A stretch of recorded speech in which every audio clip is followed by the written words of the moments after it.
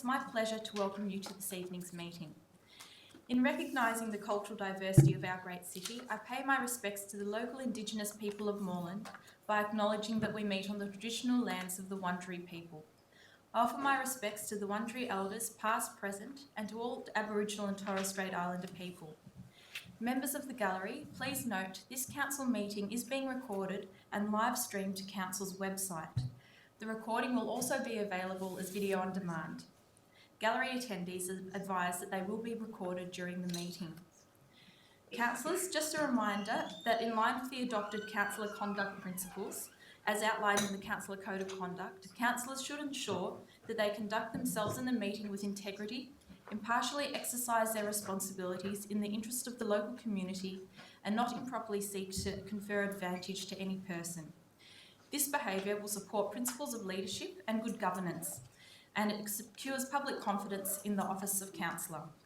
So we'll move to councillors in attendance this evening.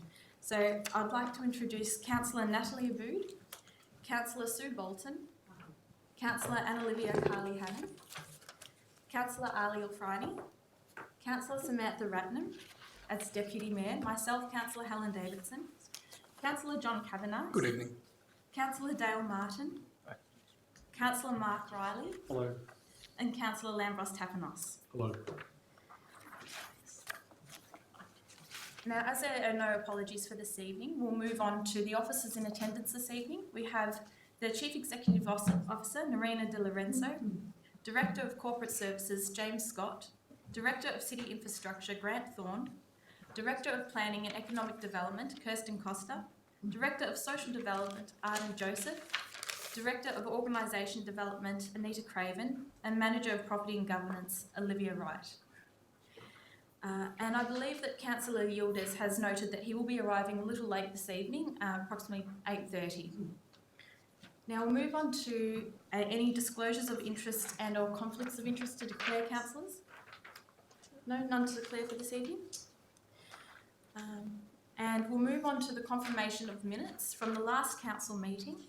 Could I please have a motion for the adoption of the minutes from the meeting held on the 5th of October, the 7th of November, and the ceremonial council meeting held on the 14th of November? I'd like to move that, Mayor. Councillor Kavanagh.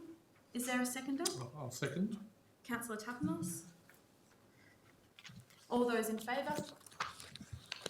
I declare that carried. Now, there is an amendment that I will need to note as well, so I may need to record this vote again.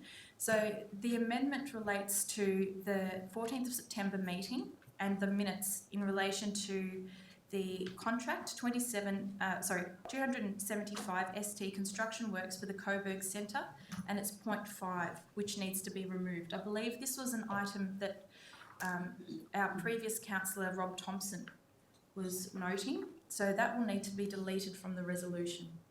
I'm sorry about that. I didn't realise that. I'll move that with that amendment and apologise for not noting that. Is there a second? I'll say second. Councillor Tapanos, and I'll put that to the vote for the sake of completeness. All those in favour? I declare that carried.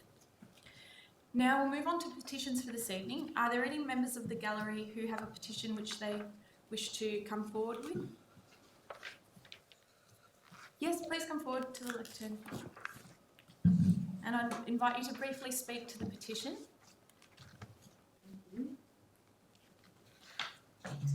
Hello everyone, thank you for listening.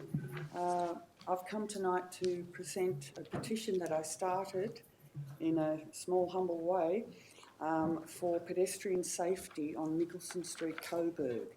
And this happened after the tragic death of a much-loved local mother. I just have to say I've never done anything like this before, so I'm just a punter really, and I've just moved into the Nicholson. I've been there 6 months, and that's the apartment block above the IGA with 200 apartments, and I immediately was worried about the roads situation. That was just 6 months ago. I saw many dodgy things happening. I helped old people across the road regularly. If I saw them hanging around, I would go and take them, make sure we got across. Just out of a sense of duty. I mean, it's a dangerous situation there. I'll just talk a little bit about Eleni Kuzi. She was 58 years old. She was a recent new grandmother and she worked supporting her sons in a popular cafe 50 metres down.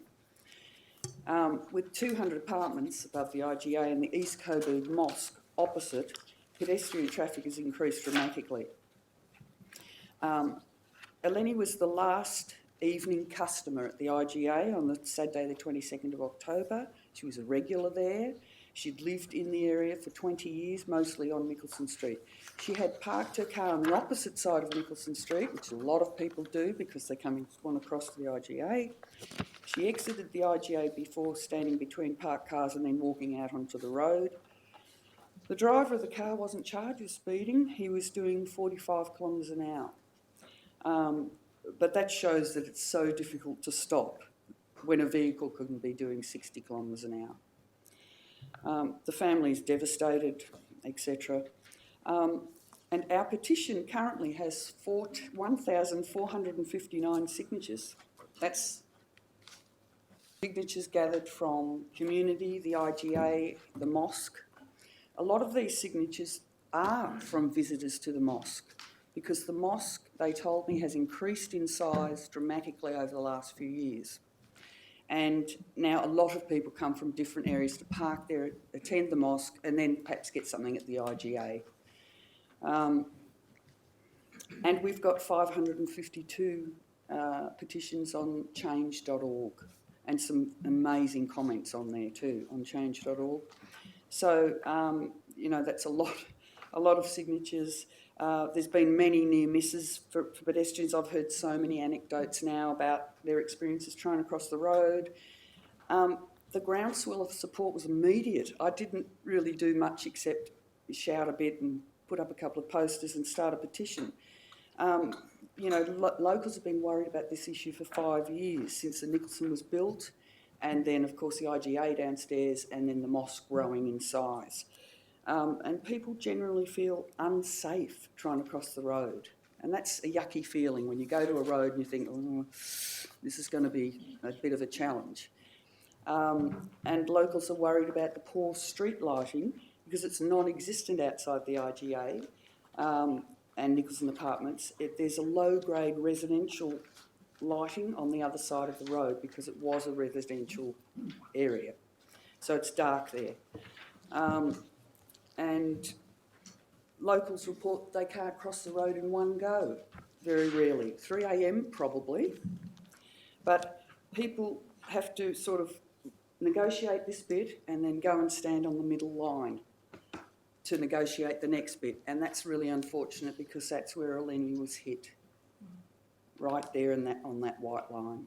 Okay. So, with the report of the new apartment block arriving at Moore Street, the locals are increasingly worried. I'm talking about the people that have spoken to me personally.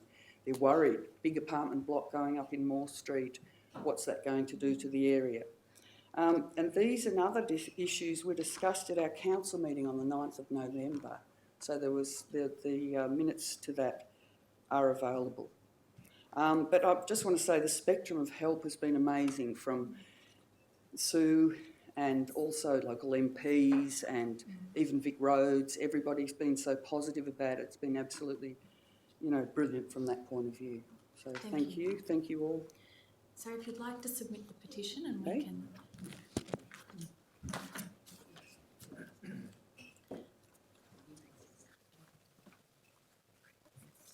Thank you.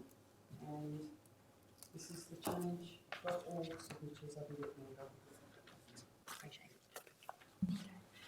Thank you for presenting us with the petition. And you're right, I believe Councillor Bolton has a notice of motion this evening in relation to that. And it just goes to show the amount of signatures that you have been able to collect, the community concern and awareness that has been raised in relation to this. It's remarkable the amount that you have gathered, and it's a very good effort. And you're correct, Vic Roads have said that they would improve the lighting in the area. So these are things that are going to be coming in the future, hopefully if it gets through. And also, I believe that at a state level, Vic Roads are going to be assessing the area as well. And we'll wait for the notice of motion from Councillor Bolton this evening. Could I have a councillor who wishes to move this? Councillor Bolton, is there a seconder? Councillor Tapanos, I'll put that to the vote. All those in favour of Just receiving the accepting the petition? petition. I declare that carried. Now, are there any other petitions from the gallery that wish to be tabled? Yes, please come forward. Thank you very much, councillors. I've actually put in a question, or two questions to be precise, about this petition, and I've never been to a council meeting before, Okay. so this is my first time. You're not submitting a petition, it's a question, is that Well, right? because the two questions are about a petition and I've attached the petition, now I realise that perhaps I should be presenting that to council first. Okay, But- what I think we might do is we'll continue with the order of this evening, and then when question time does arise, that's when I'll ask for questions in relation to this. And I think we may have one or two questions about this particular matter, so we'll put them together and ask councillors or the officers to respond at that point. Thank you. Okay. Oh, is there a further petition? Is there an actual petition? Is there, was it a question or a petition? So first I wanted to present the petition. Oh, That's you another one. also have That's a right. further petition. We have a then? petition, Okay. and then I've got two questions in the question time. Right, my apologies for the misunderstanding. Please go ahead. No worries. So the petition is actually called Free Montfort Park, and it's about Montfort Park, which is an area of land which some of you may know because you have already been in touch with us in the lead up to the election. But this is a group of residents around the Brunswick area who are very concerned about this block of land called Montfort Park. If you look up on Google Maps, it is in fact referred to as Montfort Park because once upon a time it was a lovely green piece of parkland. Now, we understand, and I've only moved to Brunswick after 2003, but back in 2003, apparently that area of land, that park, was sold by Moreland Council to a community group. And there was a sale of contract which had a condition attached to it, a condition for the sale. The condition was that the local community be given reasonable access to that park. Now, all the local community, people who've lived in the area far longer than my family has, assure us that the local community, ever since that sale went ahead, has not in fact had any access, let alone reasonable access, to Montfort Park. So the local community is very much shut out of that park. It's no longer a park. To call it a park is farcical because in fact if you drive past or walk past, you will see a concreted area of land. It now has a basketball ring, it has a very high fence, and it has a gate which is always shut, always locked. So the locals are absolutely excluded from that area. And what this is all about is locals wanting access and basically having an area of land that brings all the community together. We want something that is inclusive, not exclusive, obviously. We want, hopefully, we're all aiming at an outcome that's going to be good for everyone, good for the whole local community. We put together a petition not too long ago, and a little bit like the last petition, we had an immediate response with 156 people signing the petition within a very short space of time. And the petition is very much about just giving access to that area of land, and if access is denied, then councillors should and council should be thinking about a possible buyback.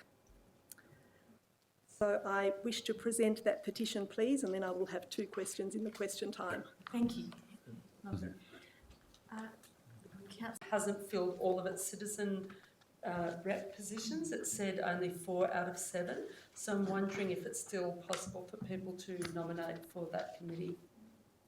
Thank you, Councillor Bolton. Yep, Councillor Rapp. I'm happy to provide a brief response as the chair of the committee in the previous term. Yes, that was discussed at the last committee as well, and there were actually a number of members of the previous committee who hadn't just been able to get their nominations in on time, so they were interested in nominating for the positions, but very much the view of the committee was it would be open for expressions of interest so people could nominate onto the committee. Thank you. Now, if I have a mover, Councillor. I also move the minutes of those committees on block. Thank you, Councillor Tapanos. Is there a seconder? Councillor Kavanagh. All those in favour? I declare that carried. Okay. Now we'll move on to question time. So this is an opportunity for 30 minutes for for citizens of Moreland to raise questions with councillors. I'd like to outline the process. Please note that if you have a question that relates to a matter of an officer report, this is the time to raise that question. There will be a maximum of 2 questions allowed per person, and a maximum of 3 questions will be heard on any one subject. Councillors will then proceed to the next subject, returning to the previous subject if time allows. If your question cannot be answered, it will be taken on notice and responded to between now and the next council meeting. If a response to your question is provided at tonight's meeting, there will be no further formal response. However, council will action any commitments made in answering the question. We have 30 minutes and I want to make sure we hear all the questions, so I'd ask that we don't enter into a debate during this time, and if we need to, we can have more of a detailed discussion outside of this forum. So we'll open it up now to question time. Okay, and I believe Nick Dolby has a question this evening which relates to a report. Councillors, Nick Dolby, West Brunswick. I'm speaking about Moreland City Band. It is asking you to, they have made a request to improve security at their rooms. I have no connection with Moreland City Band except for 3. One, I'm aware that it is an amalgamation of Brunswick and Coburg city bands that have a history of over 100 years in this area. Secondly, I had an old good friend who, working class boy, learnt music through Brunswick City Band and went on to Melbourne University's Conservatorium of Music. Finally, I've been to performances at Moreland City's band rooms and I've enjoyed them immensely. I strongly urge Council, will you please help them improve their security at their band rooms, a magnificent resource for Moreland. Thank you. Thank you. If Arden, the Director of Social Development, wishes to answer the question. Through you, Mayor. Yes, it is listed for discussion tonight, and there's work that Council can do to work with the Band Hall Committee to secure the premises even a bit further. There's a bit of discussion still to happen with them, so I can't be more specific on it at this point. Thank you, Arden. Do any councillors wish to make comment on this question? No? Okay. We'll move on to the next question. Councillor Bolton? Yes. I just, maybe just in response to Nick's question, I've got an alternative motion which might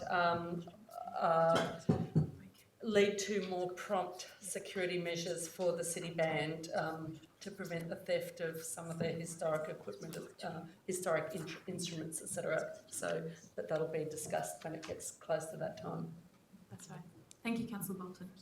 Now we'll move on to the questions in relation to Nicholson Street, and I believe there are 4 questions. So if I could ask the people who have questions in relation to this topic to please come forward, ask your questions, and then following that a councillor will respond, or alternatively an officer may wish to make comment as well.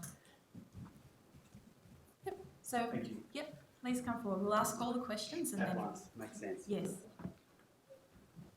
Go ahead. Excellent, thank you. So I'm David Bull from the Nicholson Development. However, I'd like to ask a question around developments and approvals as a whole, specifically around the community meeting that we had on the 9th of October and some of the concerns expressed around safety from not only Nicholson, the apartment complex, but Bell Street all the way up to Bell Street down to Albion, for instance. So obviously with the building developments taking place on not only Nicholson Street, but side streets, the feeder streets that feed into the arterial traffic of Nicholson, and of course the obvious benefits of the pedestrian being able to benefit from public transport, that obviously influences the approvals, given there is those sort of transport facilities. What consideration is taken into account when approving the building developments into coexistence between, or a shared space between, pedestrians and of course the thoroughfare traffic? Does that come into any consideration as the building developments obviously keep increasing along that corridor? Thank you. Thank you. Hi, thanks for the chance to speak with you tonight. I'm Kirsty Allen. I'm the chair of the Owners Corporation at the Nicholson Building. The community meeting was really well attended and there were many voices represented there. So our questions come really tied from the many voices represented in that meeting. There are hundreds of near misses. I live on the corner of the building, on the northwest corner, and so I'm, as many of my neighbours are really conscious of the high volume of traffic at speed coming through the area and the number of near misses in traffic and pedestrian measures. We're interested in the sense of, you know, with increasing development, council's planning for the future about how traffic, pedestrians, bikes, all can be better managed together so that we have, you know, with increasing density, a really safe zone for the future. And you know, we'd certainly like to work cooperatively in planning that into the future for you know, people in that really distinct retail precinct, but also for our neighbours further down the road of Nicholson Street who are conscious of 30 years of driving, you know, with speed affecting them. You know, they've experienced crashes into their front fences. So it's, as they said to us, it's not 30 years. There's 30 years of experience of this and that it's not a new problem. So there's a sense of the density increasing, but it's not a new problem. So we're certainly interested in how we can work with council and how you can work with us. So we're interested in what plans there are to look at planning design that can make for safer pedestrian access and precinct. Thanks. Thank you. So, Isam? Yes. Good evening. My name is Isam Nabulsi. I'm actually here on behalf of my two boys who are a bit shy to come. They were a bit young. They've actually been inspired by attending the mosque every week and having to cross Nicholson Street every Friday and seeing the danger in that. And they were inspired actually to start a school project on this matter, and they actually had a 1-hour meeting with the Vic Roads manager last week, which was really kind of him, discussing the technicalities and so on of addressing these issues. They were also there last week doing a survey of how many people cross the road in any given hour, and their survey revealed that from 10:30 to 11:30, 43 people crossed, 11:30 to 12:30, 57 people crossed, 12:30 to 1:30, 169 people crossed, and from 2 to 2:30, another 121 people crossed. So you can see, even when that was presented to the Vic Roads manager, he was actually a bit dumbfounded that there were that many people crossing the road. So my question is, what research has council done in terms of any research at all into pedestrian versus traffic sort of movements in that area and on that road in particular, near that intersection with Moore Street? Thank you. Thank you, Sam. And Caroline. Hi, so my name's Caroline. It was my mother-in-law that passed away. Mum was the first out of her 10 siblings to die, so her death's been felt from Lebanon to the community to the United States as well. She's got 4 children at the moment and two grandchildren out of the 2 children. I think no one questions that it was such a senseless and clearly avoidable death, and we just can't believe that it took her death for something to finally happen. Like, she has lived on this street and across this road for 20 years. And I was just wondering, like, is there any way that we can somehow honour her? First, I know with the changes that we would bring with lowering the speed and lights, but even with just perhaps like a memorial plaque or something, because her son's shop, my husband, is like 50 metres away. So that's my question. Somehow we can honour her. I don't know if you've gone past the site, but you see that there's always flowers, where those things will go. It will just mean a lot, because even that same street, like her sister, like my auntie lives on Harding Street, so the same stretch of road. Like, that road has just so much meaning. And just like driving down, like all of us, the siblings, there's just too much meaning there. We don't want it to be just a spot. Like, it will mean a lot to the family if there could be something there. And I just wanted to clarify that she was hit and killed at 45 k's. So I think the driver was driving at 60 kilometres, but when at time of impact, it was 45 kilometres. Right. Okay. Thank you. Caroline, I'd like to say thank you so much for coming this evening. It's incredibly brave, and speaking on behalf of your family like that is very honourable. So we'll now ask councillors if they'd like to answer any of those questions that have been put by the residents. Councillor Tapanos? Thank you.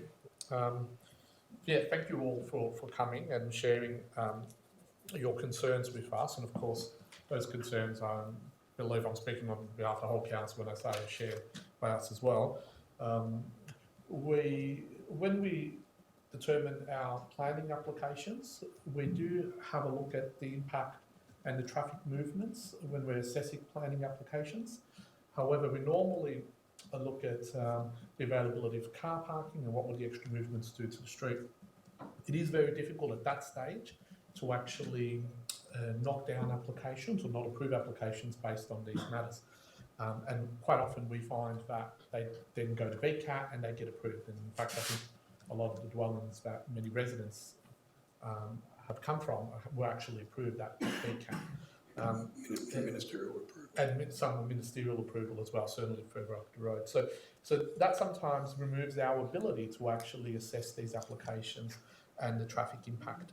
However, we do have our responsibility, and our engineering department has a responsibility beyond that to look at and quite often conduct traffic engineering surveys of the local area and come up with solutions, and normally we consult residents in regards to those. So that could be around traffic treatments, it could be around the speed limit, it could be around installing lights or pedestrian crossings. So all of those options are potentially on the table, and probably the best way to proceed is to continue to have a dialogue with council to undertake some surveys and see what is the best way to proceed to make Nicholson Street safer for pedestrians, but also for cyclists and other vehicle users. We do have a lot of policies that encourage pedestrians, walking. We find that a lot of movements are actually local movements, so we do want to encourage more people to be walking more, and sometimes we do try to assist that by prioritising walking, putting seating, and sometimes cycling infrastructure to encourage those modes of transport. And that is something as a council we will continue to do. So I think that there's no easy solution, but the important thing is that a dialogue has opened up, and we need to continue that until we can find ways in which we could actually improve the safety of Nicholson Street. And it is going to continue to be an ongoing problem as densities in our municipality increase.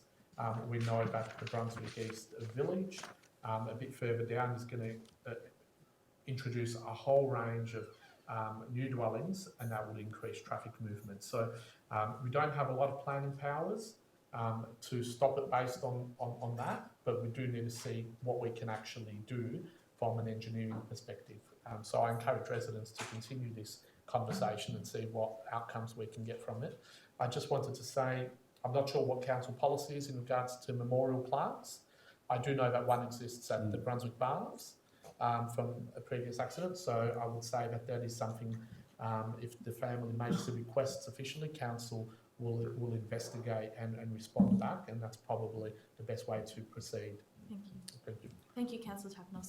So we will take your point about the plaque on notice, and it will be followed up, and officer will respond back to you in relation to that. Okay, Councillor Bolton. I would very much like to offer my condolences to your family, Caroline, and the whole of the family, because I think it's it's terrible, and it's as the family goes about your business and you're living in the area, because the whole family lives in this area, it is a reminder all of the time. And I think I understand that your mother-in-law was the first of 10 siblings to die, only 58 years of age, and it's very young, and think this has had a big impact on the whole of the family. So certainly accept my condolences, and I certainly would support, and I imagine most councillors would support a plaque in that area. I also think that this whole situation, because this is the third death in this area in quite just 2 or 3 years. It might even only be 2 years. And I think there are a number of safety issues which have been highlighted, including probably a gap in our pedestrian strategy, which was developed in 2010, because most of the new apartment buildings have IGAs and so forth at the bottom of them. So I think there is a change to how pedestrians travel, and that I think hasn't been accounted for, and that's a new area that I think council's going to have to account for, which is leading to people not necessarily crossing the road at where the traffic lights are, but it's drawing people to cross the road in other points of the roads. So I think there's an obligation on council to make the areas safer. And I'd really thank ISAM and your boys for the research they've carried out. That's fantastic. And I think that's really valuable research for the council and Vic Roads in demonstrating the need in this area. And, so sorry that it's taken the death of a wonderful woman to bring us to this point of thinking about what practically can be done. Thank you, Councillor Bolton. Councillor Ratner? Very briefly, firstly, I'd like to offer my condolences as well on your loss, and what a tragic thing to have happened to your family. Thanks to everyone who's come to present questions tonight, and all the work that's happened since in terms of gathering the petitions and starting to think through what some of this sort of things we could do to address this and improve safety in the area could be.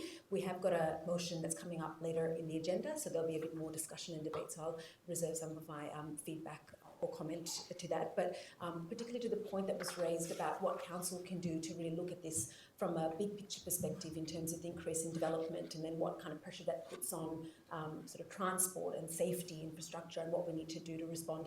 Essentially, I think that's core business of council, and that's what we should be doing. That's our everyday work to really ensure that the future of our city is actually meeting the needs of our community and our future communities. One of the things that we have done over the last year, a couple of years, is the new Urban Environment Committee, and it was actually formed for this very purpose, for us to look at all these issues together, because what was often happening was that you'd look at an issue from one perspective, you'd consider some of the other issues, but it's really putting all those issues at equal priority. So you look at the urban development, then you look at the transport, you look at safety, and you look at the broader environmental impacts and go, well, how does this plan, whatever we've got before us, really impact all those things equally? And I think as we move to a more pedestrianised city, and a city that has more active transport, and we want people to feel safe to ride and walk and not use cars, this has to be one of the highest priority items for us. So that's why we've done some of that work with that committee, but I think we've got to make this a really high priority and really progress and accelerate that work. So thank you everyone for coming tonight. Thank you, Councillor Ratner. We'll now move on to Alex's question, which I believe is in relation to the Moreland food system. I think maybe you should go to the director.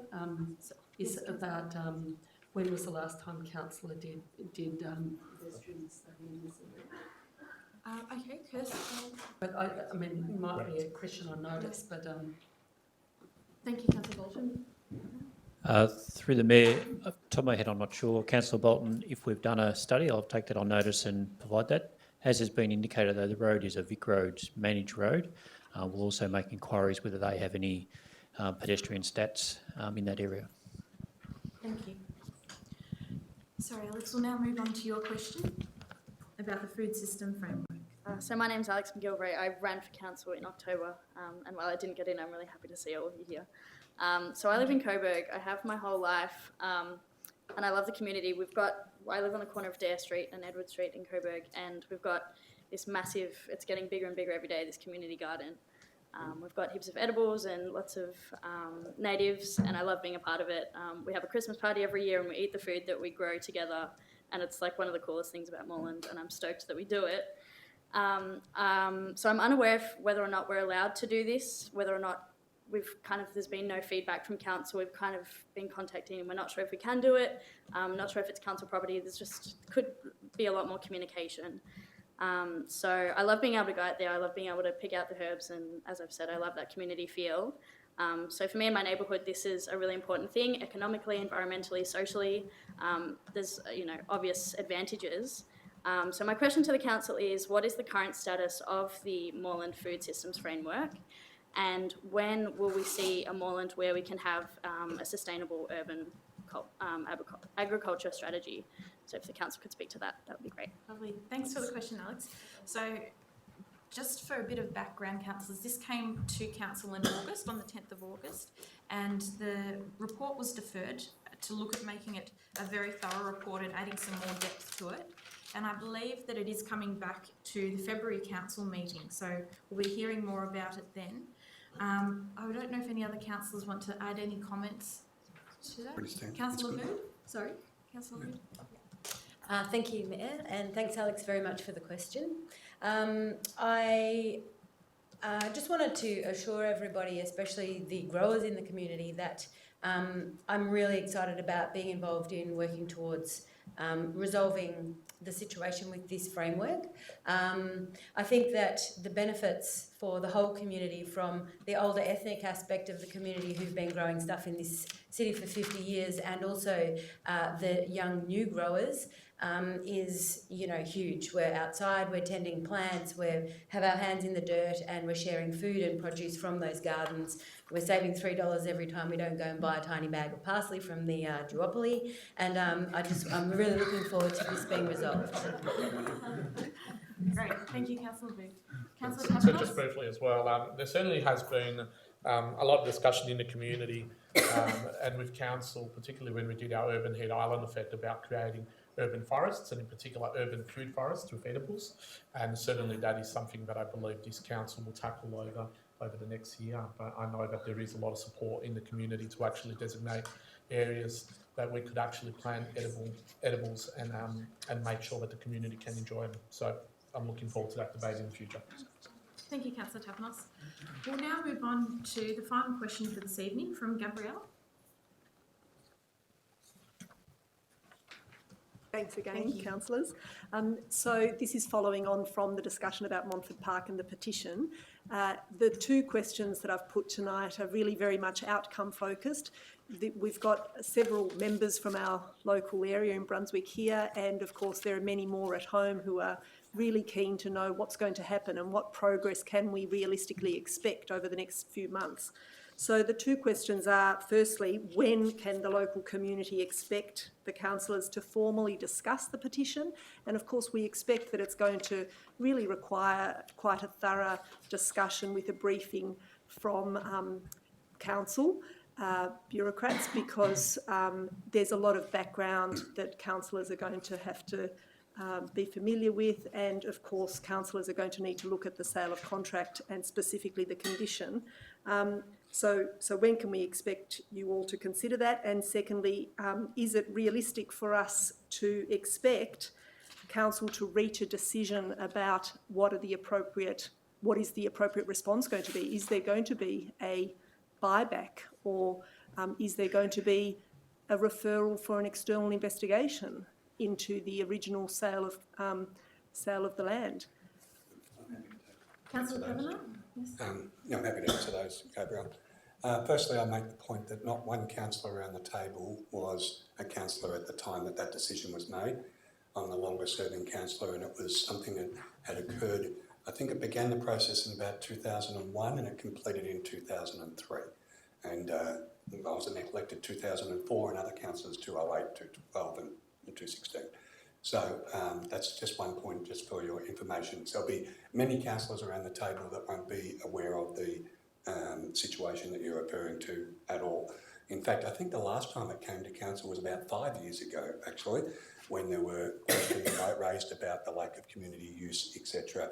And at that point, I think from memory, the resolution was to give the organisation a little bit more time, and then it's like dropped off the radar. Now, whether it should have or shouldn't, that's the truth. I don't think the issue was raised in the entire last term of council. I don't think it was it? No. So in fairness to the councillors who were elected in 2012 onwards, they would not be aware of the situation at all. I do think, and I'm pleased that it's come back onto the agenda, to be honest, and I'll take partial responsibility for negligence in not raising it at the time and continuing for it to go. But I do think it is an appropriate time for councillors to receive a briefing from council officers and for outcomes to be decided by councillors following that at a council meeting. So I suppose I'm requesting the CEO that we do have a briefing on this issue so that all councillors can be brought up to speed on it, because as you know as well as I do, it's an issue that's now 13 years old, and really it's time that some action was taken. Thank you, Councillor Kavanagh. I believe the CEO wishes to also respond. So just in terms of responding to that request, we absolutely will arrange a briefing. It will be one of the first briefings when you come back. We have our briefing sessions completely full until Christmas, but the minute we have an opening, and we'll also provide some initial information in the meantime to councillors prior to the official briefing. So we'll get ahead and provide that information to council as soon as we can. Thank you, Marina. I believe Councillor Tapanos and then Councillor Riley. Thank you. Well, I'm certainly well aware of the situation, and I grew up just around the corner, so I currently live a couple of blocks away, so that makes my entire life being in and around Montfort Park. So I know its complexities, and I did in previous occasions seek information about this, and it's certainly a complex one. Now, just to try to answer some of those questions, certainly a briefing will be helpful, but at some stage perhaps we need to get something in the chamber, so perhaps a call for a report outlining the background and the history to this application will be an appropriate course of action to bring it to the chamber. I have been thinking about this one for a long time, and I believe that as a council we ought to work out, in consultation of course with the local community, what is the objectives that we want to achieve. And perhaps then we need to open up discussion also with the owners of the site and see whether there is a way we can move forward together. And there are certainly going to be options there, I believe. And if we can find a solution that is mutually beneficial with the objective, I believe the number one objective of actually opening up the site for community use, that is something that we should pursue. I also think it might be advantageous for a couple of interested councillors, certainly the 3 ward councillors, to form a bit of a little committee to speak to people in regards to this and formulate a strategy to go forward. I know that as part of the actual basketball courts and so forth, I believe we're part of some agreements that they had with the council. So that decision 5 years ago, I believe Councillor Kavanagh probably was about those basketball courts. Yep, that's true. And whether they're going to be completed, and they were running behind schedule. So certainly I'm not sure what their status is, or even if they're done to standard, or whether there's a safety element there, or what have you. So I think that is something council can look at as well. I certainly would caution against looking at this in the first instance from a legal perspective, but I think if we look at it proactively, we could probably achieve an outcome, or at least I hope that we can, and I think that should be the efforts of council currently. Thank you, Councillor Tapanos. Councillor Riley? Yes, I just wanted to thank Gabrielle for taking the time to come and present that. I've been speaking with the people in the area as well, and I think just coming on the back of what Councillor Tapanos is saying is that really the outcome needs to be one which I think you said in your presentation, Gabrielle, needs to be one that benefits everyone. So the current people who are occupying the space and managing the space, but also the locals, and that's really, I think, what Councillor Tapanos is talking about. So I think the report will help us to achieve that and work towards a much more mutual outcome that benefits everyone in the area. So thank you for your time. Thank you, Councillor Riley. Councillor Bolton? Just very quickly, thanks to the group for bringing this to the attention of candidates during the council election, then this council meeting. I think this is a really important issue because it's a sale of public land, which is meant, a condition of the sale is meant to be a public component, and that has been breached. I don't know what the community group is that owns the land, but I think this is a really critical issue because there are times when developers, for example, have conditions attached to permits and they don't. Not all of the conditions get carried out. So, and I'm aware of a situation in the CBD where a public hospital site was sold to a private shopping centre developer, and there was meant to be public space that the public was meant to have access to 24 hours a day, like other laneways in the city, and a decision was made by that shopping centre to, consider people were trespassing after hours. So, I think this is a really important issue, especially if, I don't really agree with public land being sold off anyway, but I think this is a really critical principal issue. Thank you, Councillor Bolton. Now, if there's no further questions from the gallery, we'll move on to the on-notice items from previous meetings, and I don't believe there are any. No? So we'll move on to reports by Mayor and Councillors. So Mayor and Councillor reports are reports in relation to activities that councillors have undertaken, so such as meetings or other functions that we have attended. All reports by Mayor and Councillors will appear in the minutes from this meeting, and I would like to ask each councillor in turn if they wish to provide a report. Councillor Wood? No? Councillor Bolton? Don't need to now. No? Councillor Ratnam. Thanks very much to the Mayor. Just very briefly, I just want to draw everyone's attention to a public meeting that's happening on the 1st of December regarding an issue that this council has been strongly advocating around, which is connected to the issue that's just been brought up around Montfort Park about open space and the need to keep open space in public hands. And that's an issue down at Hopeton Avenue where we're facing a similar, it's a different context, but we've got Melbourne Water and the state government who want to sell off a portion of existing open space, and we're finding very hard to keep that in public hands. The community have got organised and asked and really ramped up the advocacy, and there's going to be a public meeting on the 1st of December, I believe, at the park itself is the new location, and I would encourage everyone to attend. Thank you, Councillor Ratnam. Councillor Cabinet? Just a quick one from me. It's actually an event that's impending. It hasn't actually happened yet. On Sunday, one of our councillors, our newly elected councillor, Councillor Carly Hannon, is married on Sunday, and we congratulate you on that, Councillor Carly Hannon.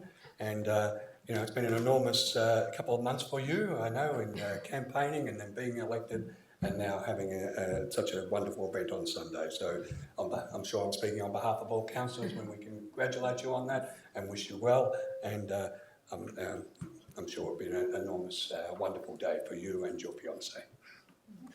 Thank you.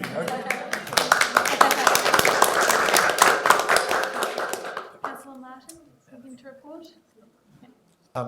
Sorry. Yes. Mark Riley, I'm standing up just to let people know that on Friday there's an important day celebrating the a rally for the white ribbon. So really particularly wanting men and the males in our community to come out and stand strong against violence. We've just developed a very proactive policy in the council recently about family violence, and we're doing work in this space, and I just really would like to invite you to come if you can, or invite your networks and neighbours to come down here to the town hall on Friday at 10:30, and there'll be a bit of a rally and a bit of a march. You can buy some products like this and help support the campaign, and we're really welcome to join in that campaign and stand up for peace and to stand up for against violence. Thank you. Thank you very much, Councillor Riley. Councillor Tapanos? Just briefly, I just wanted to mention an event a couple of weeks ago that myself, Councillor Ratnam and Councillor Martin attended at the Coburg Town Hall, which was hosted by the Lebanese community, which showcased a lot of local businesses that were very, very engaged in creative industries. So there were also artists there, a variety of artists and a variety of creative industries. And it was all from people from Lebanese, Palestinian, Egyptian, and I think from Bahrain as well. So it was all Middle Eastern communities. And it was great to see that community was shown in a positive light and see their contribution to the, not just artistic, but the business community locally here in Moreland. I believe almost all of them were local Moreland businesses, or at least in the north of Melbourne. And I think it's really important to showcase these events, particularly when we have such disgraceful comments from federal ministers like Peter Dutton today that sort of questioned the value of people from Middle Eastern backgrounds. So I think it's great that here in Moreland we are able to showcase our talented and diverse community, and that's really important. So I was really pleased to see that event taking place and the support that he received from council. The only other comment was to say that this is our first ordinary council meeting as a new council, and I'd just like to congratulate all of the councillors around this table, not just for their hard work in getting elected and their campaign, but also for their enthusiasm and goodwill they've shown so far throughout the induction, training, ceremonial meetings, swearing-in meetings. So I just wish all of my colleagues a successful 4 years. Thank you. Thank you, Councillor Tapanos. And I would just like to take this opportunity to note the passing of Omar Majaleed. He was a Year 12 student who attended the International Academy just in Coburg, around the corner from here.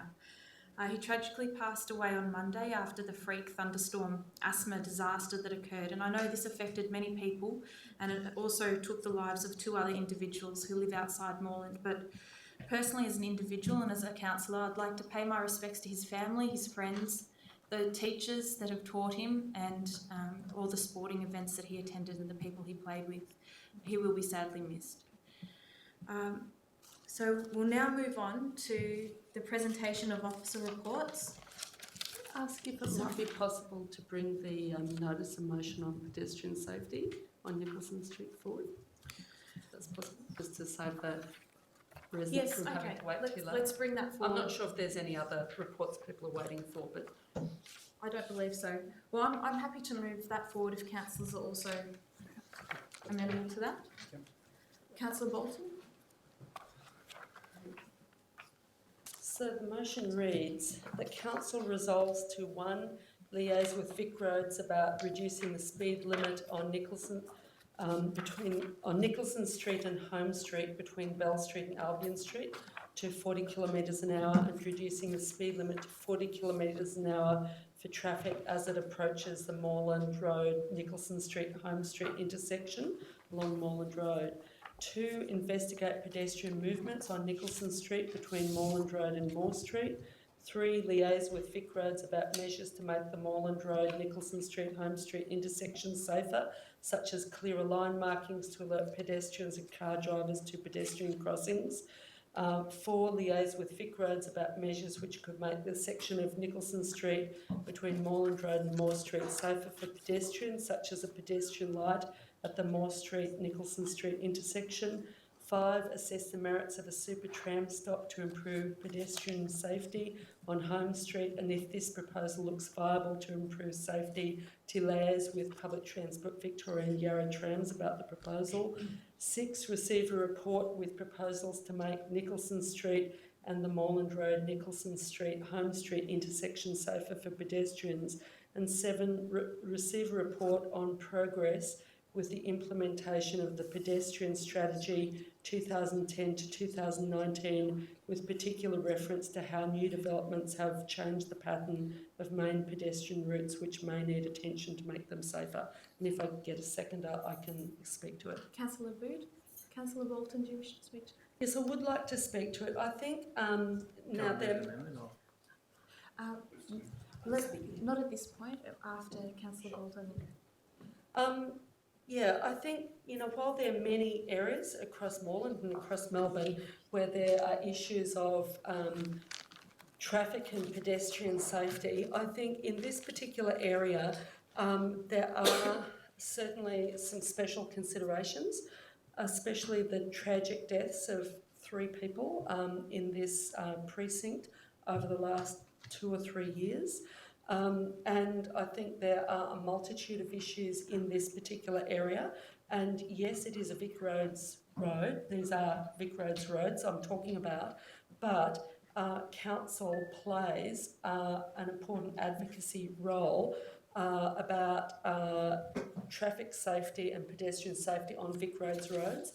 In particular, council has played a big role in traffic safety issues on Sydney Road, and has played a big traffic advocacy role including investigation of, you know, what will be useful alternatives to argue for with Vic Roads on other Vic Roads controlled roads, because Moreland has a responsibility to its residents.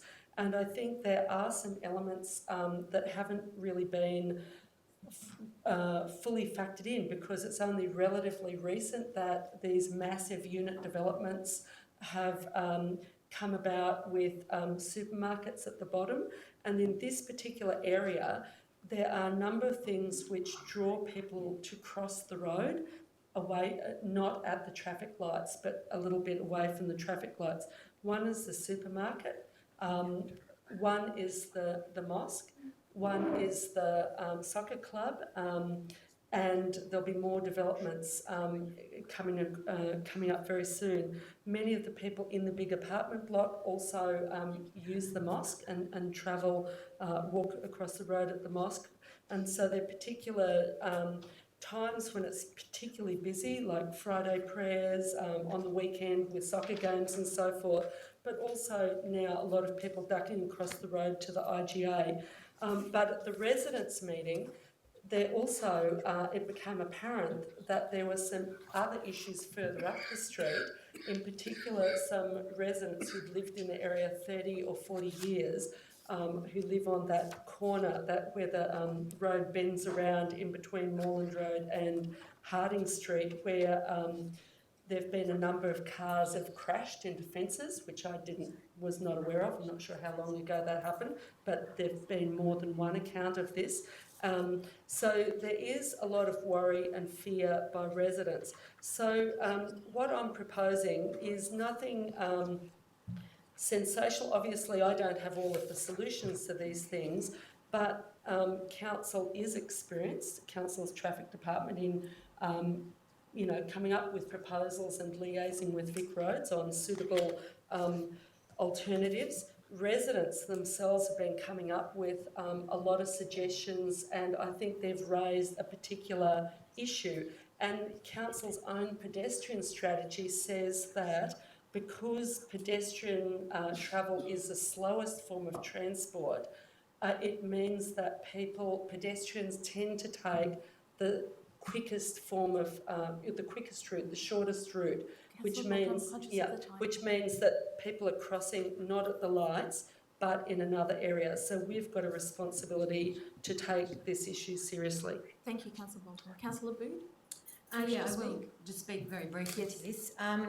I also have a Lebanese mother-in-law, and I know I can only imagine the loss that your family is going through, and I extend my sympathies to you and advise you to be strong, because that will get you through. Same as she would have been strong through her life. I think that it's not the responsibility of a community group to take action on a situation like this, and that a family shouldn't have to lose a very, very important family member, and all members are important, for some action to be taken on this. I understand that the road is a Vic Roads road, but I think it's council's responsibility to talk to Vic Roads and make sure that this situation is resolved. I use that road, and I've also been approached by someone who's asking about the intersection of the Avenue and Nicholson Street. So the road has issues all along it, and the traffic, I believe, needs to be slowed down and reworked so that it's more successful for everyone using that road. I want to commend the community group who's stepped up to take action on this, and also to Councillor Bolton, who's been available for contact as a representative of the council. Thank you, Councillor Boone. I'd like to move an amendment, if that's acceptable. Yes, please stand.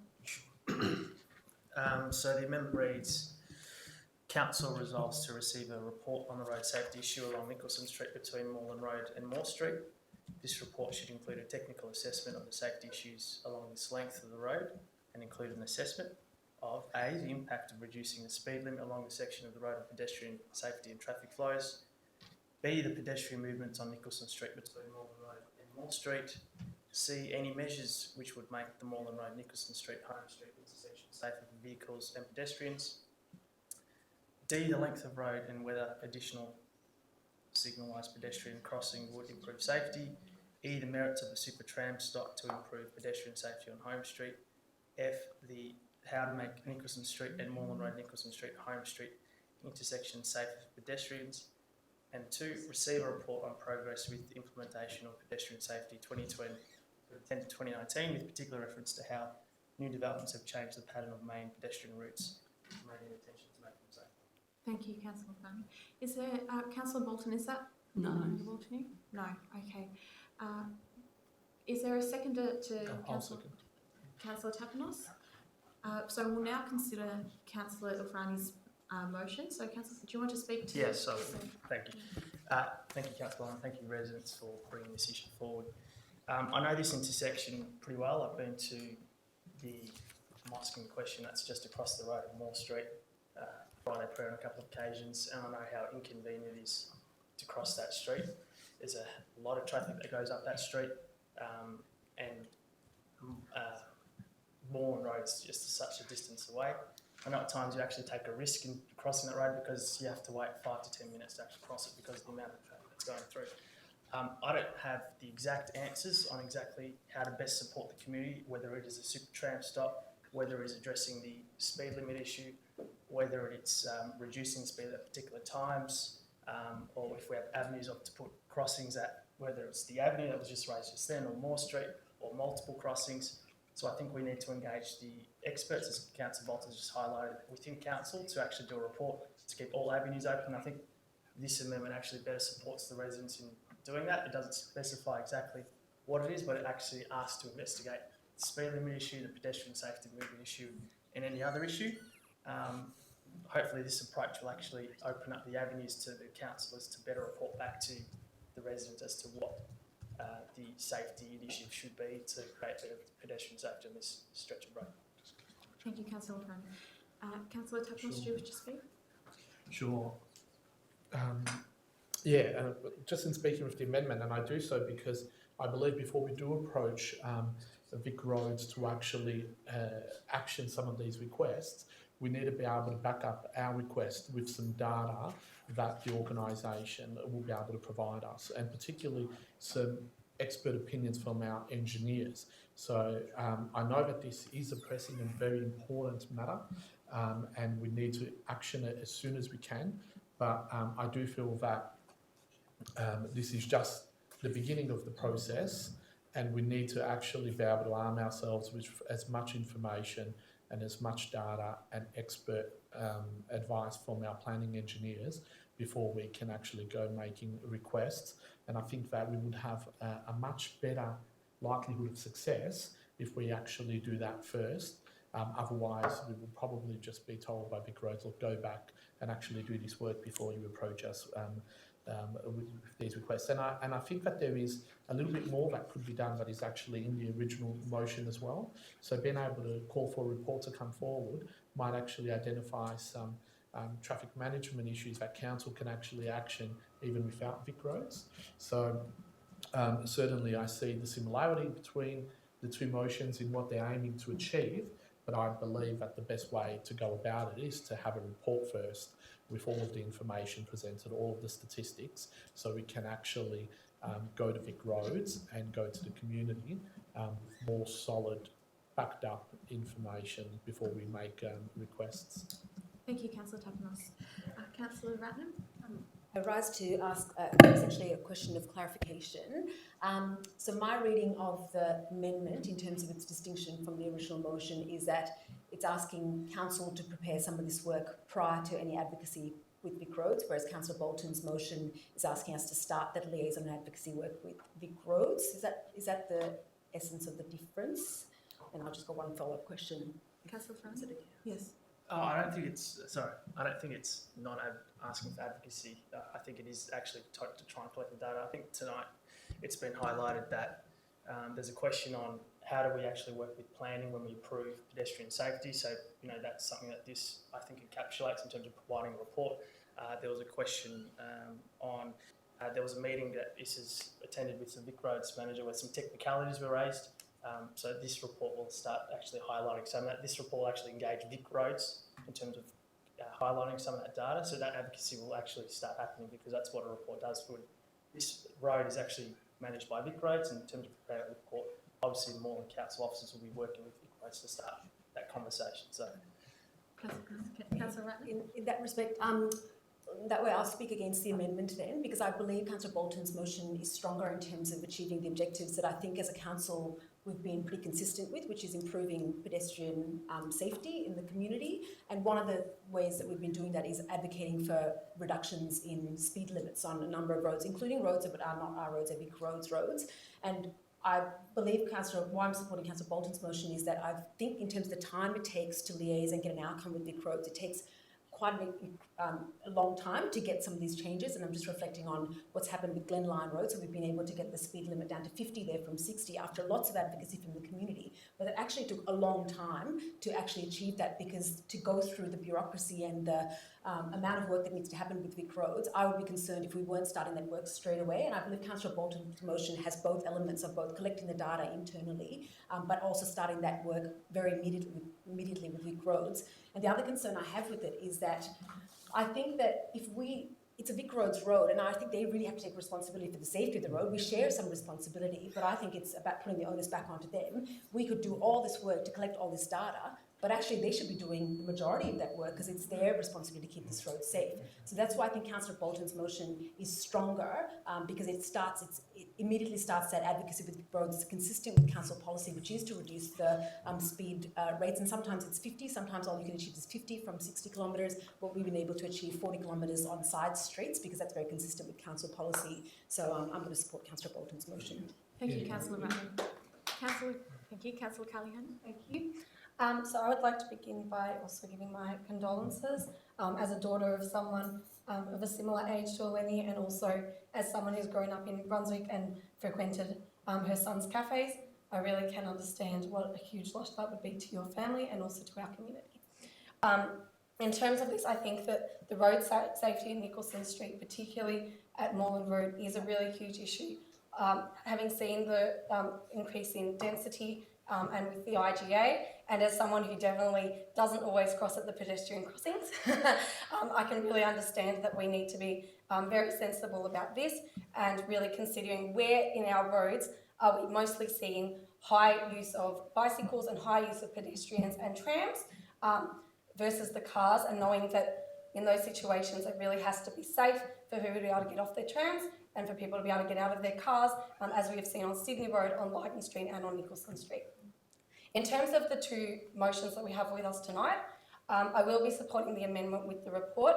The reason for this is that I do believe that in making these decisions and having worked with Vic Roads in the past, that they do really respect and believe that it is important to come with that understanding of the research and the data. And for that, I also commend your sons in having taken that upon themselves and would love to also meet with them. I've spoken with residents a number of times throughout this week, and I have heard many opinions around the 40 kilometres from Bell Street all the way through. As someone who now lives in Coburg and understands that as an arterial road, I do think that that is an issue that we shouldn't be taking lightly and should be looking at. I do have a question for the council officers around Harding Street with the school and whether that's already a 40 kilometre zone at that point. But the other thing I do believe with that is that, as it is a long road, and I've also been part of the Brunswick East campaign to reduce the speed and make it safer around the bend for the Brunswick East Primary School precinct, as that is definitely a huge safety issue. I do think that we can look at it in separate sections, and I also believe that that policy around the tram stops and having the super stops is a really excellent one that we should be looking to do both at Bell Street and at Moreland Road, if not in other spots, and that way, those are one way of making those areas safer and being really focused around the pedestrians using those spaces. Thank you. Thank you, Councillor Callahan. I'll move to Councillor Abood and then return to Councillor Bolton. Thank you. I am concerned about the time it will take for us to receive a report from council to then decide whether we should liaise with Vic Roads to resolve this issue.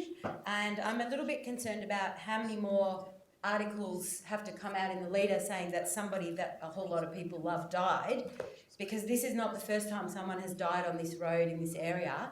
And so I will definitely be supporting the motion that I've seconded, because I think that this needs a very fast resolution and the traffic needs to be slowed down on that road and some other roads around the city. Thank you, Councillor Boot. We'll now move on to Councillor Bolton. This is someone else who supports the... Oh, Councillor Kavanagh? Yes. Oh, sorry. I'm sorry. I've gone out of order. I believe Councillor... No. I'd just like to say, really. Someone for Ali's amendment before we go to someone against. Okay. Well.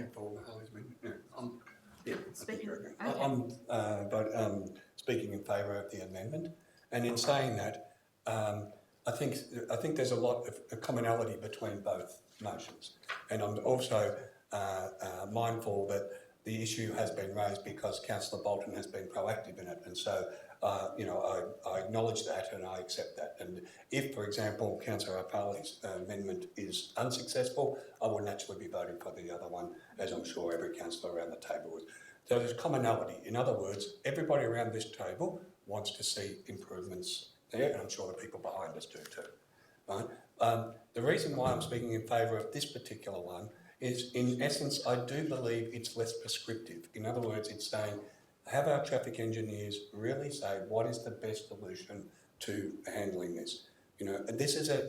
Someone mentioned in the public gallery, it's a complex problem. It is a complex problem, and this one gives our officers a time, and I know time is something that people are concerned about, but we want to get it right. We want to get whatever actions that we take towards Vic roads, we want to get them right. And I think this motion slightly does that with a stronger base than Councillor Bolton's motion. But in essence, I'm not against Councillor Bolton's motion, I'm just more in favour of Councillor Apali's motion.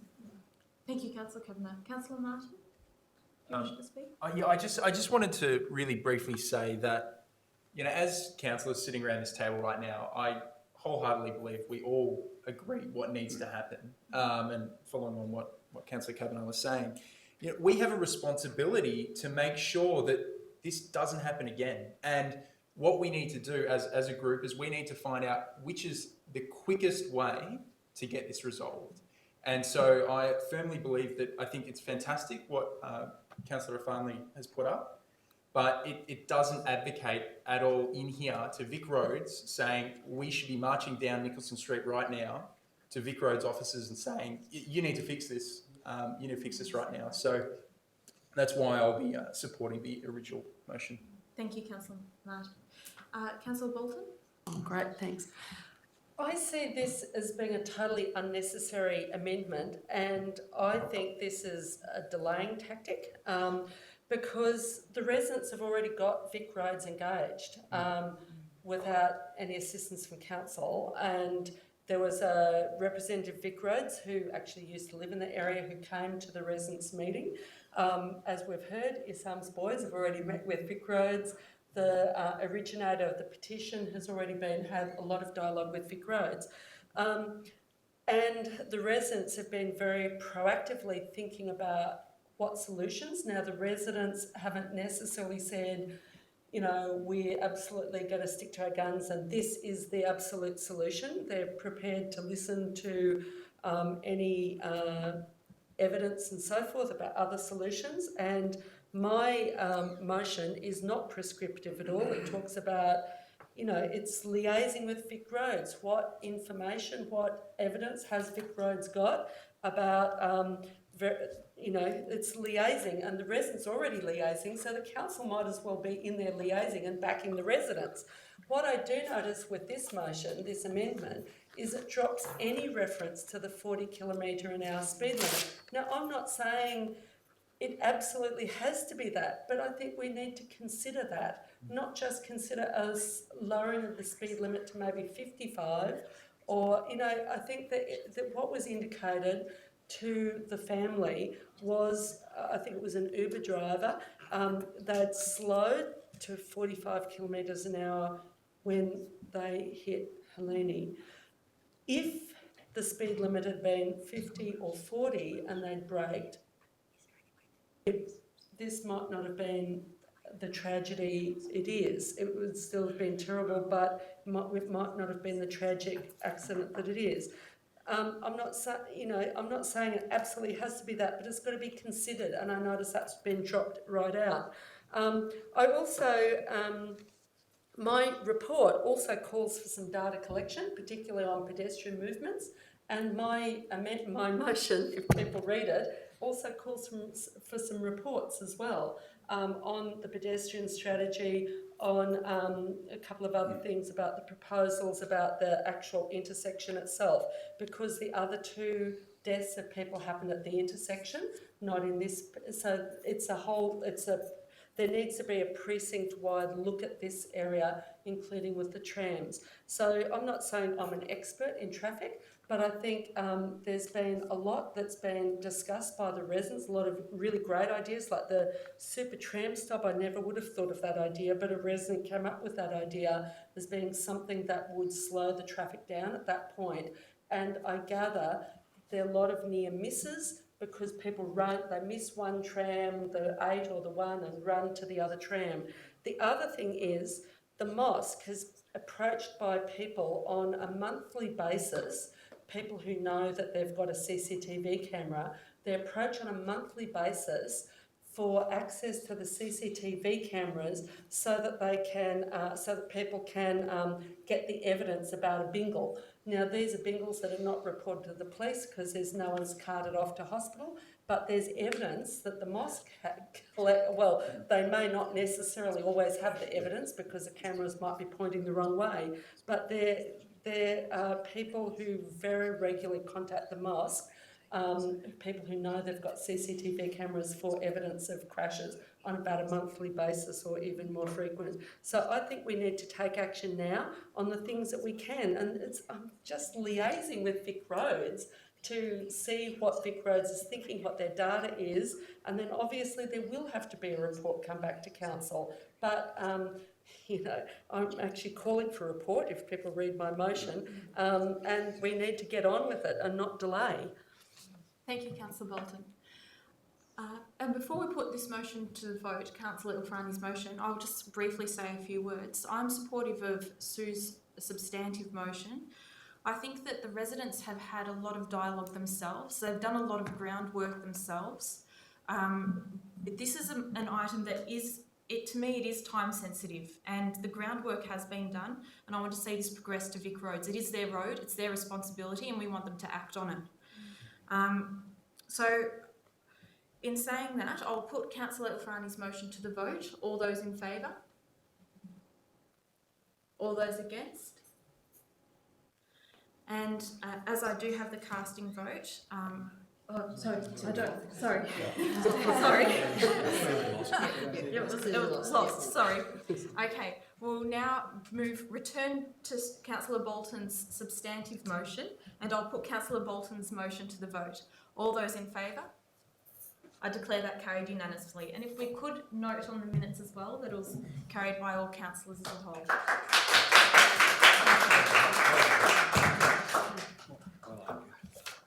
We'll now move on to the next, returning back to the agenda.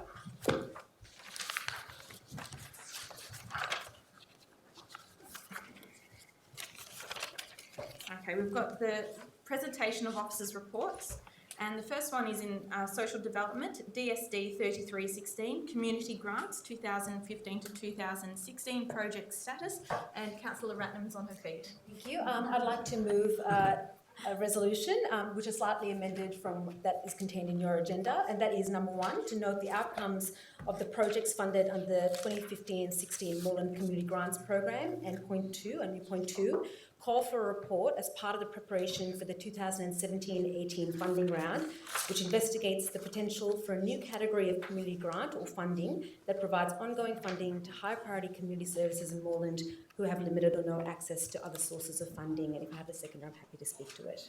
Councillor Kavanagh? Councillor Ratnam? Thank you very much, Mayor. So this report outlines the outcomes of the year before last's community grants program, which is a very significant portion of work that this council does. We funded to the tune of over $500,000, so this $517,000 was given out in partnership and community grants in 2015-16, and these are the outcomes of that wonderful work that is done by community groups that we enable through funding and often through partial funding. So these community groups are doing lots of fundraising themselves to create really interesting projects that really benefit the community, and that's one really important criterion of community grants, is that they benefit just not only perhaps the members of their own group but the broader community. So they've been a very successful part of council's work for years now, and some of the outcomes, the great outcomes include help to the Dawson Street Childcare Centre with a new sage shell, Glenroy West Kindergarten, a new community outdoor play space, Melbourne City Youth Ballet Studios, who are a fantastic local arts organisation, some work in their premises, and a number of other groups that were supported through the community grants program as well. The additional resolution that I've added, looking at the potential, looking at us to do some work into some potential new funding categories, is in response to some of the feedback that we've got over the last few years when we've changed the policy governing community grants, because we wanted to ensure that new community groups were able to apply for funding and ensure that there was a sort of a movement through the pool of funding. Otherwise, we might be seen to be supporting one group at the cost of another group, and we really wanted to make sure that our reach was broad while not disadvantaging groups that, for example, are totally reliant on council funding. So at the moment we have a 3-year maximum for some of our grant funding, and this seeks to look at how we can provide support to community groups who actually have no other access to funding than council funding. And there are lots of different ways that we're starting to talk about helping these community groups. It might not be through direct funding, it might be through indirect funding and other support. And this amendment just calls on us to do some of that work. So we're getting ready for the next few grant rounds in being able to provide support to the wide range of fantastic community groups in Moreland. Thank you, Councillor Bolton. Councillor Kavanagh? Just briefly, can I encourage people in the public gallery and also watching online to really have a look at pages 45 to 51 of the council agenda and see the vast amount of activities that are done through these community grants programs. It occurs to me that sometimes the Herald Sun, for example, will pick up one community grant thing from one council and, you know, publicise waste of ratepayers' money. I challenge anyone to look at the things that have been achieved in that and tell us that we're wasting ratepayers' money. You know, you look at, for example, just the second one, the last one at Anglican Church in Glenroy, total project of the hall, etc., of $550,000, and we gave them $40,000 towards it. You know, just to, you know, that we continually see that with a relatively small amount of money, enormous projects are able to be completed just with a little bit of help from council. And you see that right throughout, and particularly under the community grants at the end, when you see physical improvements to different things, whether it be a kitchen, etc. And many of them are on council facilities too. So it relieves council as well of having to provide those facilities by involving a partnership between either the sporting club or the kindergarten and council together.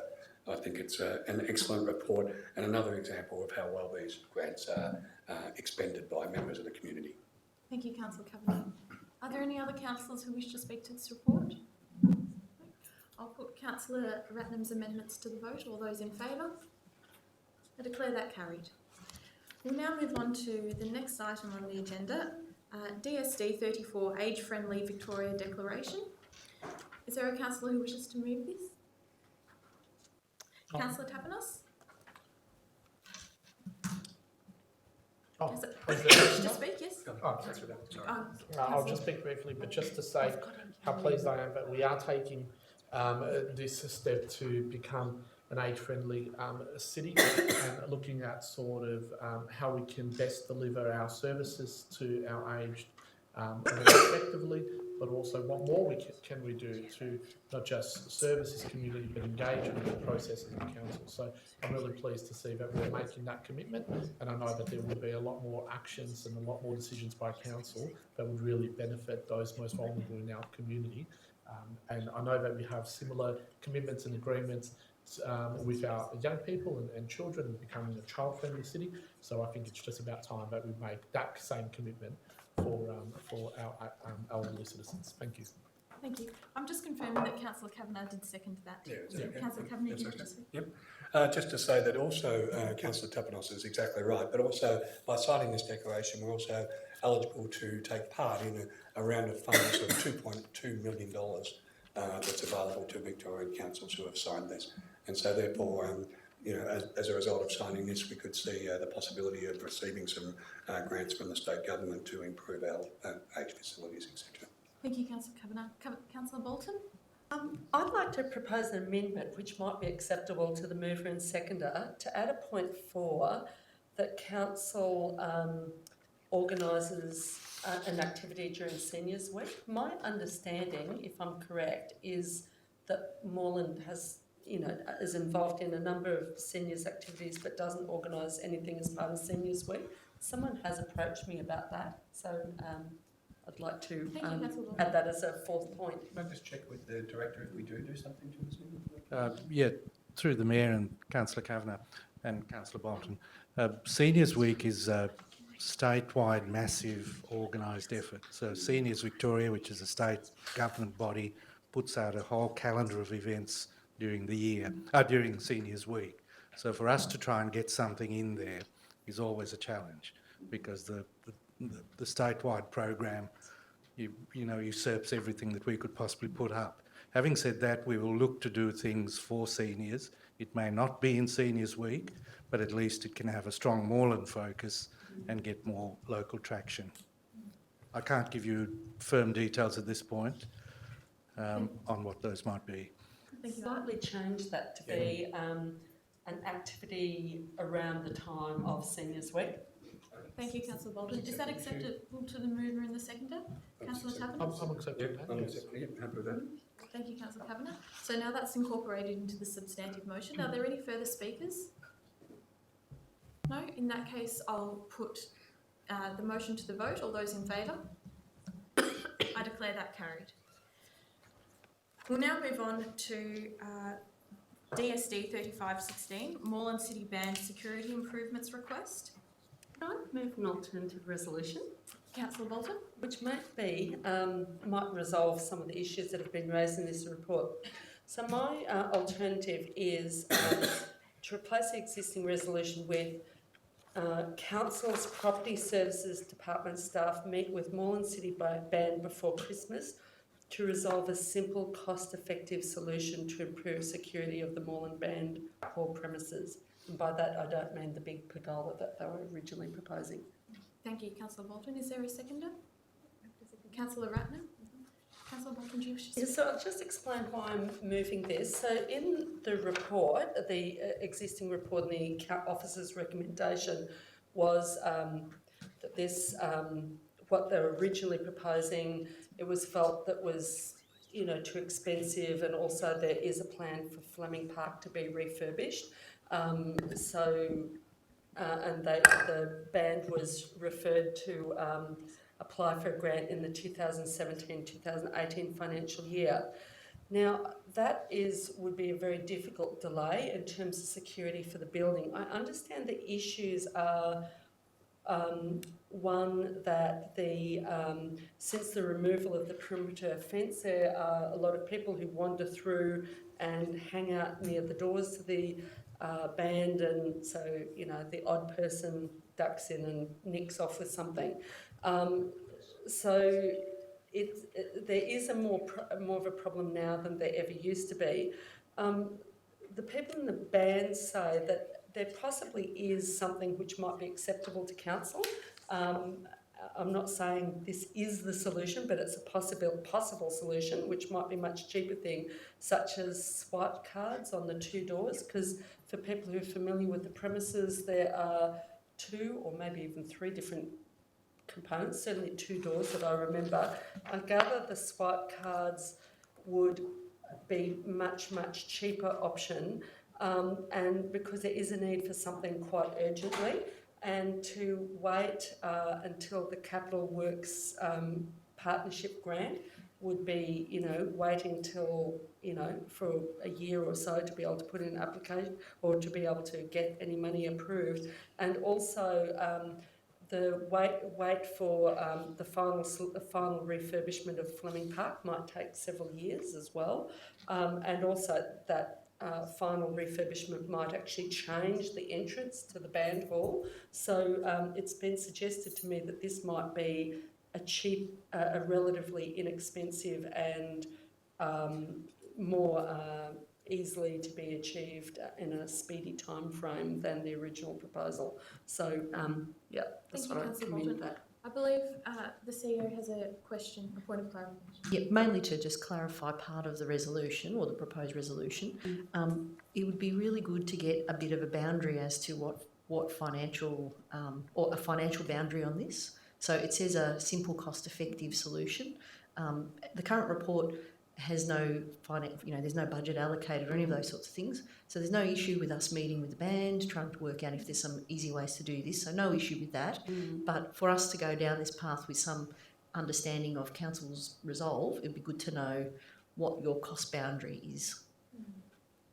Councillor Bolton? Well, I understand that the likely cost, because I've never delved into this before, is it would be about $1,000 per swipe card access. I don't know there's a fact. I mean, it's just what I've been told. It would have to be investigated. So maybe you could do something like,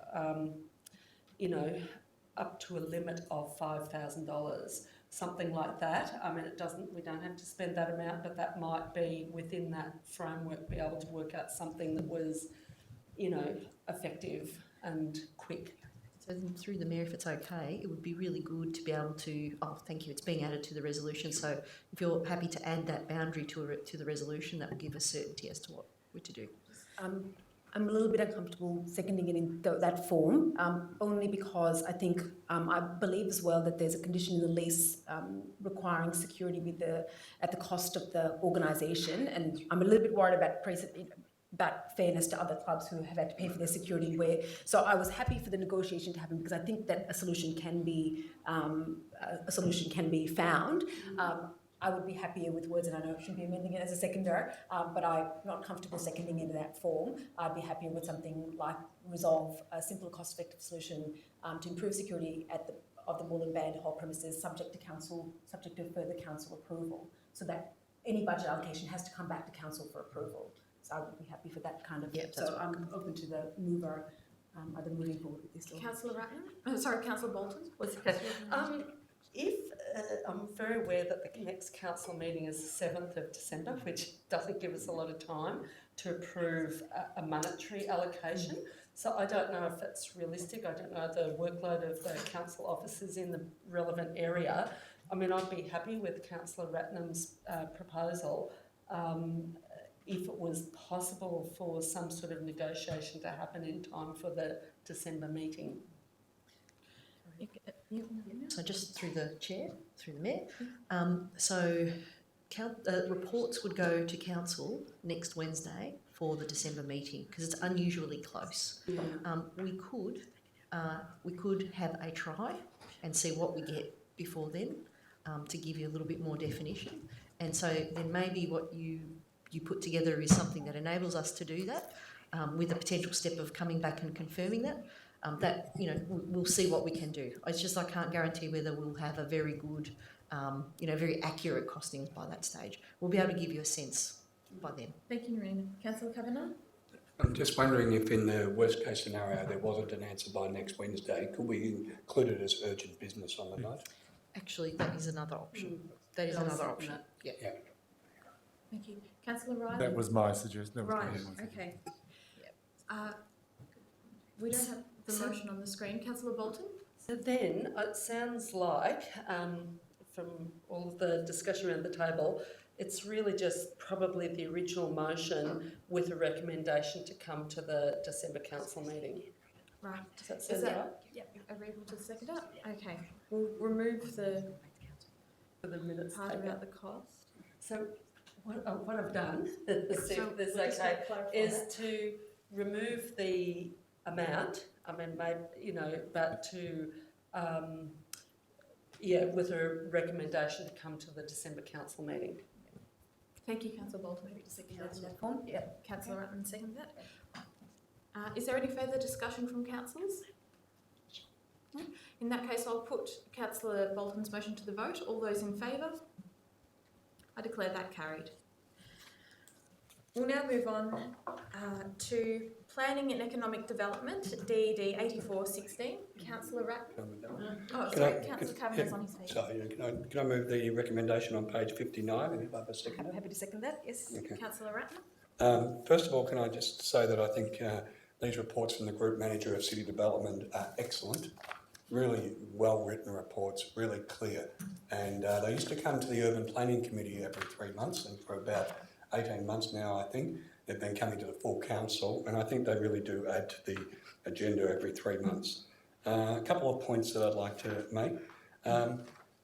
The amount of activity that has been involved in the city development over the 15-16 year, and I know this includes the next quarter after that, but there's figures about the entire financial year last year, and then also figures about the quarterly report.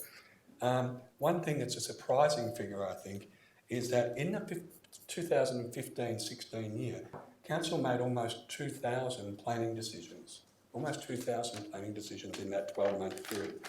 And although that's a constant cry that whatever we make at council, whatever decision we make is not important because it's appealed at VCAT, in fact, only 122 of those decisions were actually appealed at VCAT. Right? So of our almost 2,000 approvals or refusals, of our 2,000 decisions, only 122 of them were challenged at VCAT. And it's even better the news than that. 93 of the 122 our decision was supported by VCAT. Right? Supported by VCAT. Only 29 of the decisions that council made were lost at VCAT. So when we hear councillors saying it doesn't matter what council decides because it's always decided at VCAT, that's not true. That's not correct.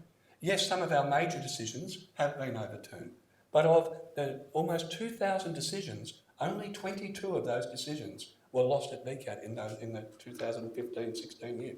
So the decisions that are made around this table, and also, of course, under delegation by our officers, where most of our decisions are made, are vital decisions. They are city-changing decisions. And yes, occasionally we get knocked off at VCAT. Our decision is overruled, either by applicants appealing and sometimes by residents appealing. But the vast majority of the decisions that are made by this council are upheld. In other words, they stay. They're the decisions that count. They're either not appealed at all, or when they are appealed, we still win. Very important point. So, sometimes you hear, people around this table almost saying, oh, it doesn't matter. It does matter.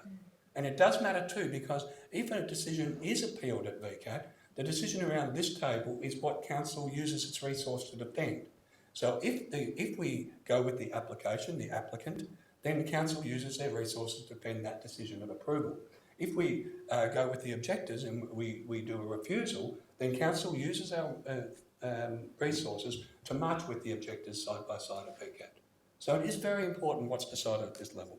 And one more, which is a bugbear of me, is the financial implications, which are going to improve because after 16 years of lobbying, finally this minister, a few weeks ago, has increased the statutory planning fees. But in the quarter that we're looking at, which was before that change, the ratepayers were subsidising in that quarter the development industry of $600,000. $600,000 in a quarter, around $2.5 million in the course of a year of ratepayers subsidising the development industry for generally development they don't want. Right? Think what we could do with that $2.5 million every year, councillors. Well, fortunately, that gap's going to narrow now because there have been substantial increases by the planning minister, and I congratulate him on that because we've been campaigning for a long time under Minister Madden, under Minister Guy, and we got nowhere. I must say, at least the current minister seems to be listening to at least some of the concerns that we have. So, and council was strongly involved, this council was strongly involved in lobbying for that, along with some other councils as well, but we're at the forefront of that, of making sure that the development industry pays their way and doesn't get subsidised by the ratepayer. I'm just conscious of the time. Thank you. That's done, sorry.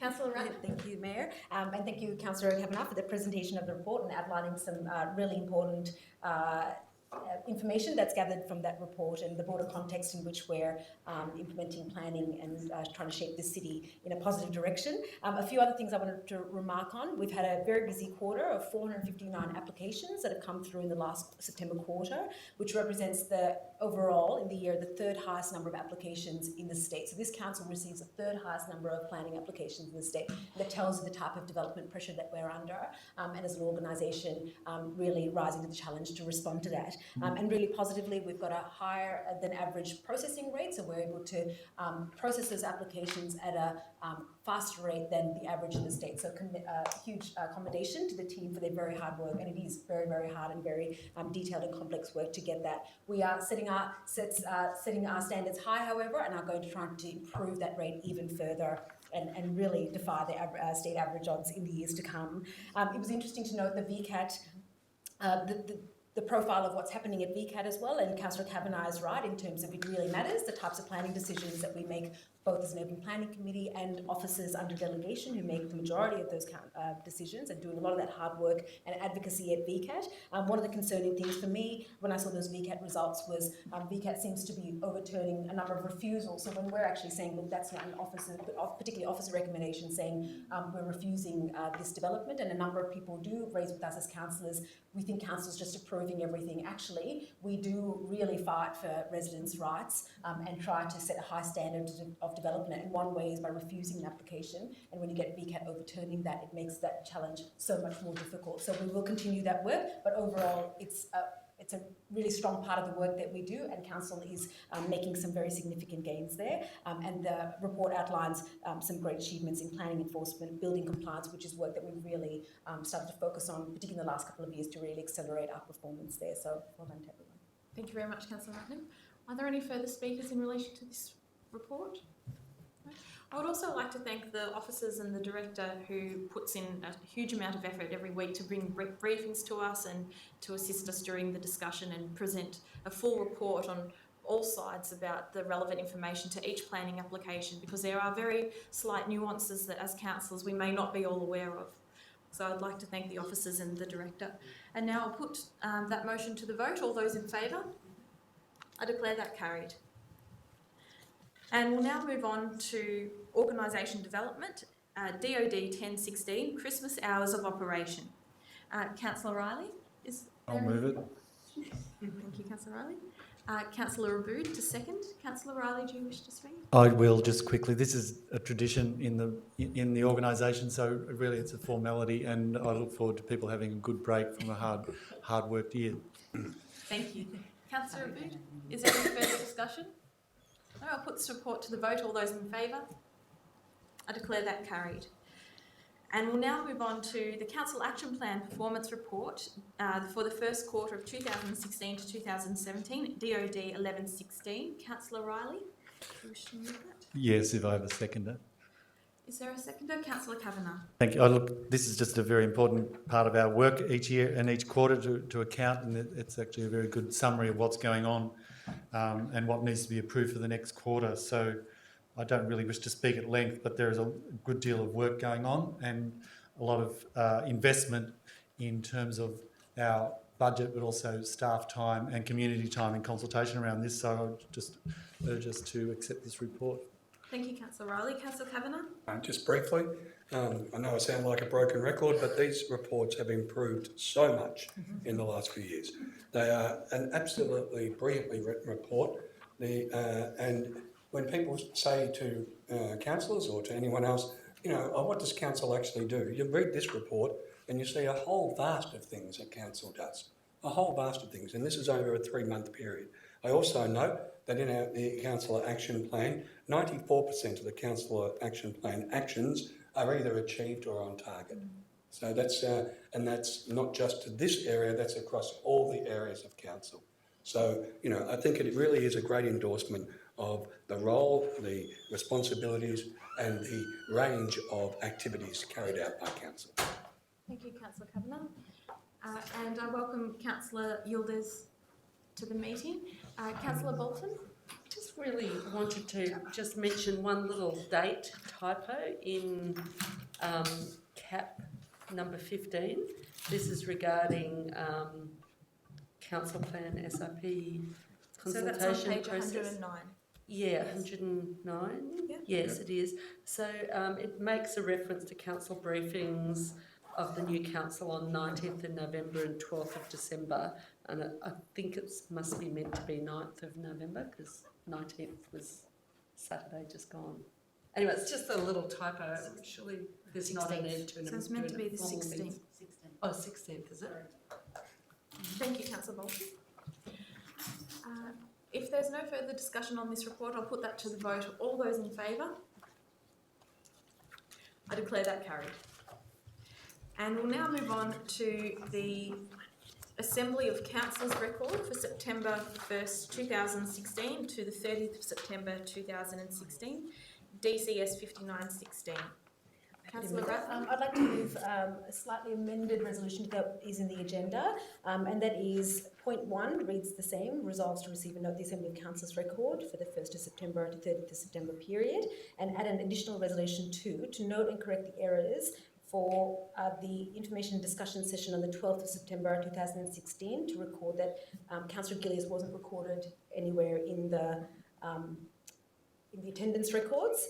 And point 2, that the planning briefing for the 21st of September 2016, the Assembly of Councillors record notes several councillors as absent, although they were not on the committee and therefore shouldn't have been recorded as absent, as they were not required to put in apologies.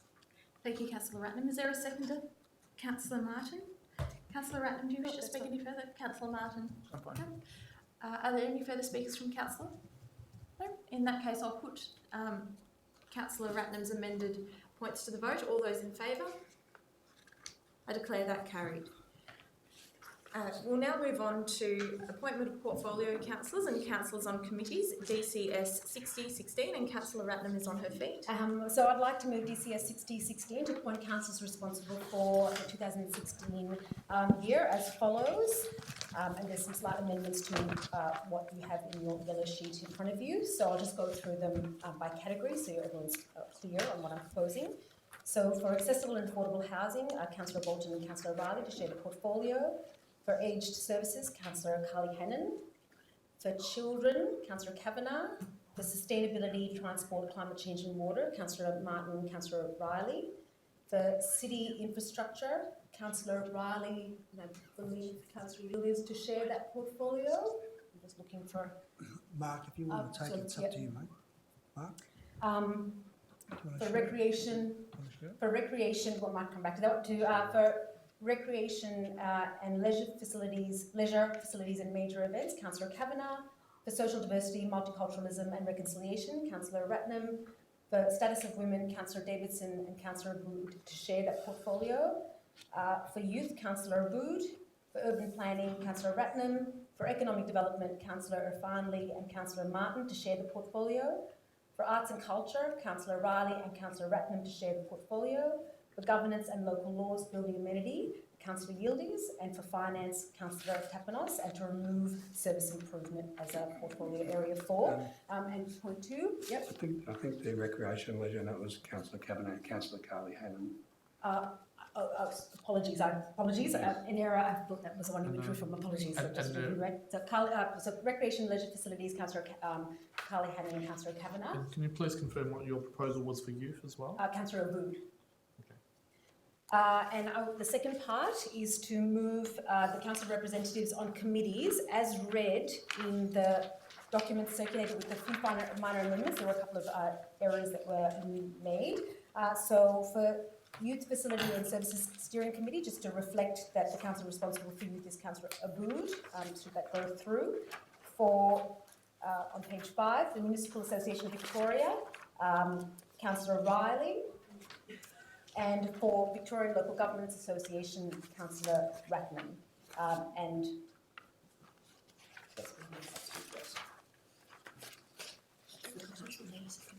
thank you, Councillor Ratnam. Is there a seconder? Councillor Abood? Can I move a procedural to lay this on the table for further discussion with councillors? I'll just get some advice from the CEO in relation to that. So there is an active motion. It was moved and seconded. A procedural motion can be made at any time. Just give me 1 second, I'll give you the further advice. If it's laid on the table, just give me a second. So a councillor can propose to lay the motion on the table. You haven't spoken to the motion, so that's fine, you can do that. And there's no debate on that motion, it's permitted, and basically you'll vote on that motion. So if it succeeds, then it will be laid on the table until it is picked up at a later point. Okay. So you'll need to vote on that. Okay. All those in favour of the procedural motion put by Councillor Tapanos? All those against? I declare that lost. We'll now return to Councillor Ratnam's motion. Thank you, Mayor. So just briefly, this essentially outlines the portfolio area responsibilities that councillors have nominated for and a suggested set of recommendations that I have proposed.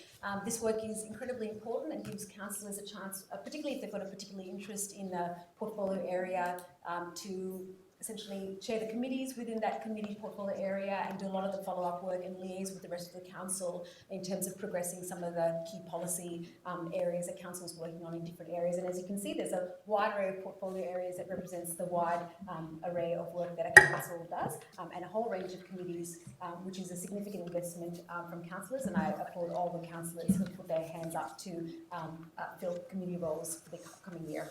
Thank you, Councillor Ratnam. Councillor Abood, did you wish to add anything further to that? No, thank you. No.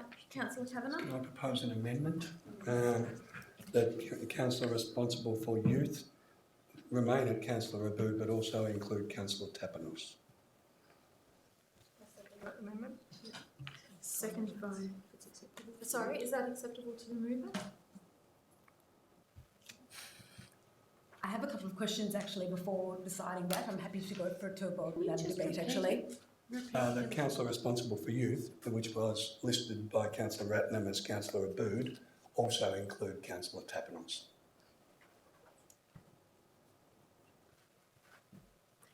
Do you mind if I ask a question of Councillor Tapanos? Yep. Prior to approving that? Yeah. I thank Councillor Taverner for that amendment, and I believe that we should be sharing these portfolios as widely as possible. One of my concerns, which is what I wanted to ask Councillor Tapanos before we could agree to incorporating as part of the substantive amendment.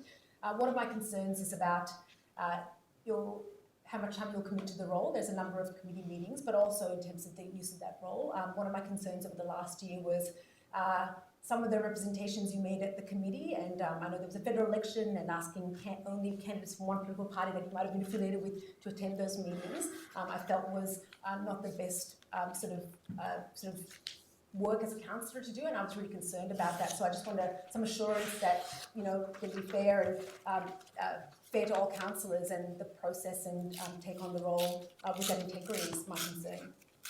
I'm happy to answer that. I can assure you that I did not invite the member, the then candidate, to speak at the committee. That was an initiative undertaken by the committee itself. It wasn't of any of my doing. I was also invited to attend that same meeting and rocked up after the member, the then candidate. I've attended a number of, so I hope that clarifies your concerns in regards to that matter. I have attended a number of oxygen committees, and I can assure you that I haven't prioritised any other area other than youth this year, and the councillors who served on previous council know my hard work in advocating for oxygen stage 2 and 3. So I'm certainly committed to that portfolio. It's not a portfolio that I've had before on this council, and I look forward to assisting the committee in achieving its objectives, particularly with stage 2 and 3, and that's why I'm expressing an interest there. So I'm certainly committed, and I have the time to not only attend the meetings, but also to assist the committee in its objectives. In regards to your concerns in regards to behaviours on there, well, it certainly wasn't me, but I would also like to, now that I have this opportunity, ask you a similar question in regards to behaviours on that committee and representations made, particularly in regards to the role of the committee, advice given in regards to not being outspoken, not raising their voice, not being political, not representing and advocating, not making media statements, and also a comment that I heard from a committee member that you had requested that their terms of reference be changed to enable to almost close down some of that debate. Now, I'm not sure whether any of this is true or not, but certainly I would be concerned if it was. So I'm wondering whether you can, through the chair, respond to that. Sorry, just to interject, I'd just like to keep this discussion focused on I feel like it's digressing a little bit. It probably is. Well, look, I withdraw my question. I'd like to be able to respond as well, given that you've entered into the chamber. It is all completely untrue, and I believe it's hearsay, and I would probably challenge the person who's told you that to ask the question about why that was distorted, because I made no such representations. There have been officers and committee members at every single meeting, and I believe they've verified that, but I have made no such representations to limit the voice of young people, and I have worked tirelessly for the youth portfolio for the last 4 years. Thank you, Councillor Ratnam. So, just returning, is that Councillor Kavanagh's motion acceptable? Yep, that's fine to me. Thank you, Councillor Abood. That's acceptable to you as seconder, Councillor Abood? Yep. Great. Okay. Is there any further discussion from councillors in relation to this? Can I ask a question? We had a meeting a few weeks ago and we all expressed our interest in, for example, the LGA. So what transpired since the last time we met, where names of people who had expressed interest in some of these committees haven't even been considered, have been taken off? Just wondering, so who made the decision on putting people on here without everyone else's knowledge? I don't know, because there's a lot of changes. Sorry, just as Chair, Councillor Yildiz, the both papers here, so the councillor representatives and the portfolio councillors, they've remained the same, and I've contacted each councillor to discuss this with them. So Councillor Ratnam is moving an amendment currently to that, and this is what she has read out. Councillor Ratnam, did you wish to? Yes, that's just to clarify. So this is just my proposal, and any councillor can propose an amendment to it, but this is my proposal for councillor portfolios and committee representatives. Thank you, Councillor Ratnam. Is there any further discussion? No further discussion?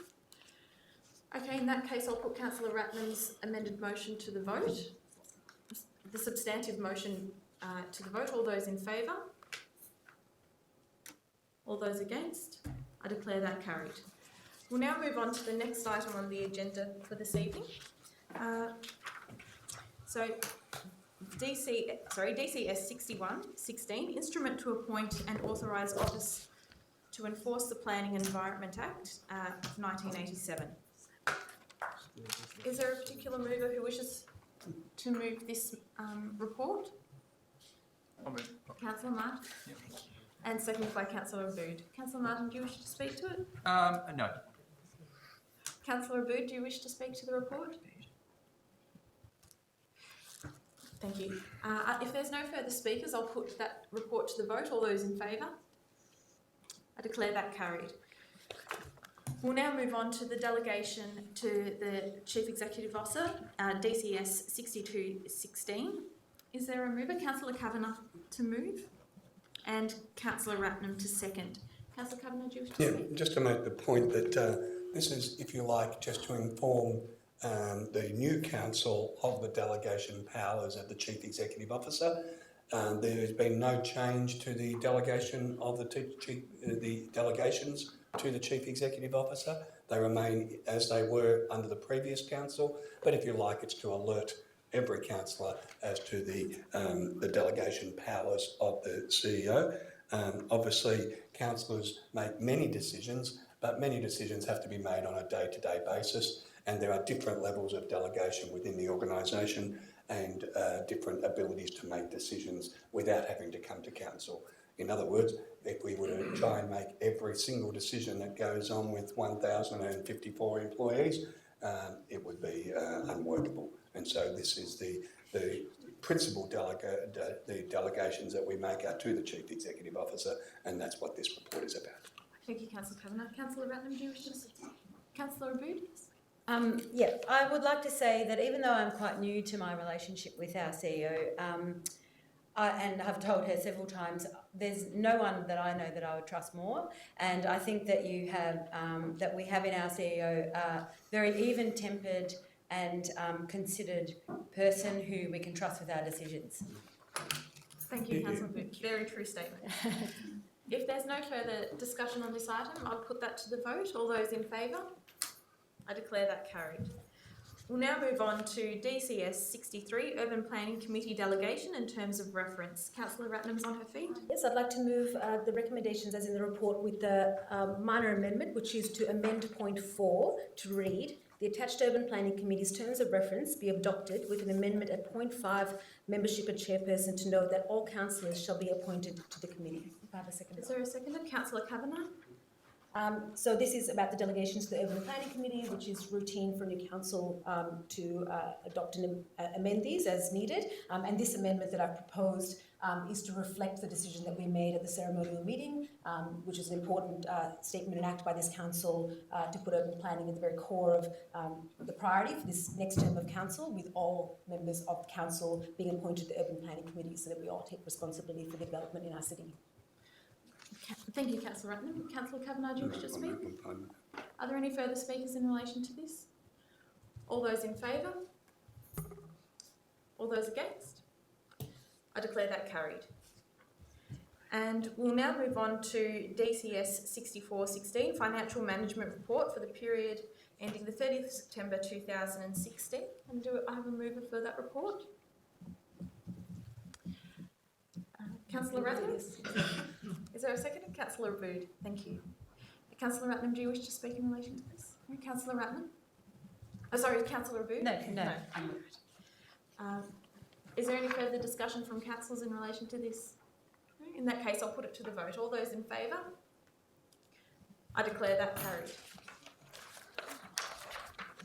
And we'll now move on to DCS 6516, Managed Print Services Contract. Is there a councillor who wishes to move this report? Councillor Kavanagh, seconded by Councillor Carly Hannon. Thank you. Councillor Kavanagh, do you wish to speak? I know I'll leave this exciting report for someone else to speak to. Councillor Carly Hannon, do you wish to speak? No. Okay. If there's no further discussion, I'll put this report to the vote. All those in favour? I declare that carried. And now we move on to city infrastructure. DCI 59, installation of a green nature strip along the western side of High Street in Coburg, and Councillor Abood is on her feet.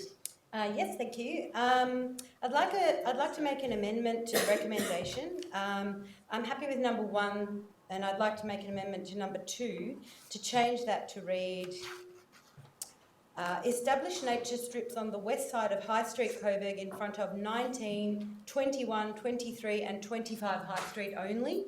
And then add a third amendment which would say, receive briefing on the success of the project 6 to 9 months after the works are completed in order to inform any further steps. And if I have a seconder, I'll speak to them. Is there a seconder? Councillor Bolton. Councillor Abood. Thank you. Okay, so the first part of, for me, the first part of speaking to this is to read out a quote from the report, which says, "It is a commonly accepted practice that throughout Australia, the property owners or residents of abutting properties maintain the plants and any landscape features on the nature strip." So with that in mind, I want to acknowledge that the amendment that I'm proposing at point 2 specifically involves the people who have agreed to feedback from that was required by the report to have gardens out the front of their place. It means that there's a very good chance that those people, because they want those gardens, will tend those gardens, and we have a beautiful green patch of land out the front. And I think it's also worth noting that one of the residents in that group is a landscape designer. So I think this is a great opportunity for the council to cash in on a bit of free gardening from someone who doesn't qualify. I can go on, but I'll just wait and see what happens. Great. Councillor Bolton, do you wish to add anything? I don't wish to add anything. Okay. Is there any further discussion? Councillor Kavanagh. I'd just like to congratulate Councillor Abood with her alternative recommendation. I think it is very good that, as it turns out, those 4 in a row were all supportive of the changes, and so I think it's be a really good little test case in the street to see how that goes. Yep. And I didn't know about the landscape gardening, but that's also a bonus. Excellent. Is there any further discussion from councillors? No. In that case, I'll put Councillor Abood's motion to the vote. All those in favour? I declare that carried. And we'll now move on to DCI 160, Fleming Park Open Space Refurbishment Draft Concept Plan. Councillor Tapanos? Is there a second? It's an amendment. I've got an amendment. Oh, okay. Well, would you like to propose? Sure. I'd like to propose the recommendations with an additional point 3, that new point 3 be added, that we write to all who made submissions about the change in location of the playground. So all who made submissions to the initial master plan consultation about the change in location of the playground. Thank you, Councillor Ratnam. So Councillor Ratnam moved. Councillor Tapanos, do you wish to second? I do. Yes. Councillor Ratnam, do you wish to speak Sure. to that? Well, this is a fantastic report to see progress in terms of the open space refurbishment that has begun in Fleming Park. And there's a slight change in the location of the playground, which is going to result in a bigger play space area as well. But for a number of reasons, the original proposed location we can't proceed with. So that hence the amendment to the report recommendations as well, to ensure that there were a lot of people who participated in the initial consultation, and we want to ensure that they continue to be engaged in the next stages of this really important work that's happening at Fleming Park. Excellent. Thank you, Councillor Ratnam. I'm really pleased and excited to actually see this report. It's been a long time coming, and I know this project's been delayed in the budget process previously, but money has now been allocated, and it's really great to see an investment in such a loved community asset, I guess, particularly in an area of Brunswick where we don't have enough open space, and an area of Brunswick where we are seeing some of the biggest densities in apartment living being developed. And we know that just down the road is going to be the Brunswick East Village, and we've heard from residents along Nicholson Street about the amount of densities that we're seeing. So it is about time we actually did invest in this project, and I'm really pleased to see some progress, and I know that there was money allocated in the budget, and I'll urge councillors to continue supporting this project until we see it through. I also urge councillors to actually take the opportunity to visit the site and have a chat to some of the users, particularly lacrosse, but also the band that we heard about previously, City Band, and also have a look at the vision for the site of what we're trying to do there. This will not only enable co-sharing of some amenities and facilities, but will provide a better pavilion and viewing space for the Oval, which will support our sporting clubs, but also greater meeting rooms to support our senior citizens and community who wants to book meeting rooms. And overall, it would really bring what is a rundown and tired facility that was designed for a completely different purpose, and a nursery and so forth was its previous use, into a modern, upgraded, all-inclusive community facility for sports, for meeting rooms, and it's a fantastic project. So I'm really excited to see it here, and I hope the council will support it into the future. Thank you, Councillor Tapanos. Are there any further speakers in relation to this? Oh, Councillor Kavanagh? Yeah. Just to say I'm supportive of this, but I also want to refer to point 2. The delay in the Cumberland Road Pascoe Vale toilet is a little disappointing, but it's beyond our control with Vic Road's approval. But just informing that I still do want to see that continue to be worked on, so that we can approve that in the 17-18 budget as one of the first priorities for that period of time. Thank you, Councillor Kavanagh. Are there any further discussion from councillors? No? In that case, I'll put this motion to the vote. All those in favour? I declare that carried. Okay, we'll now move on to notices of motion for this evening.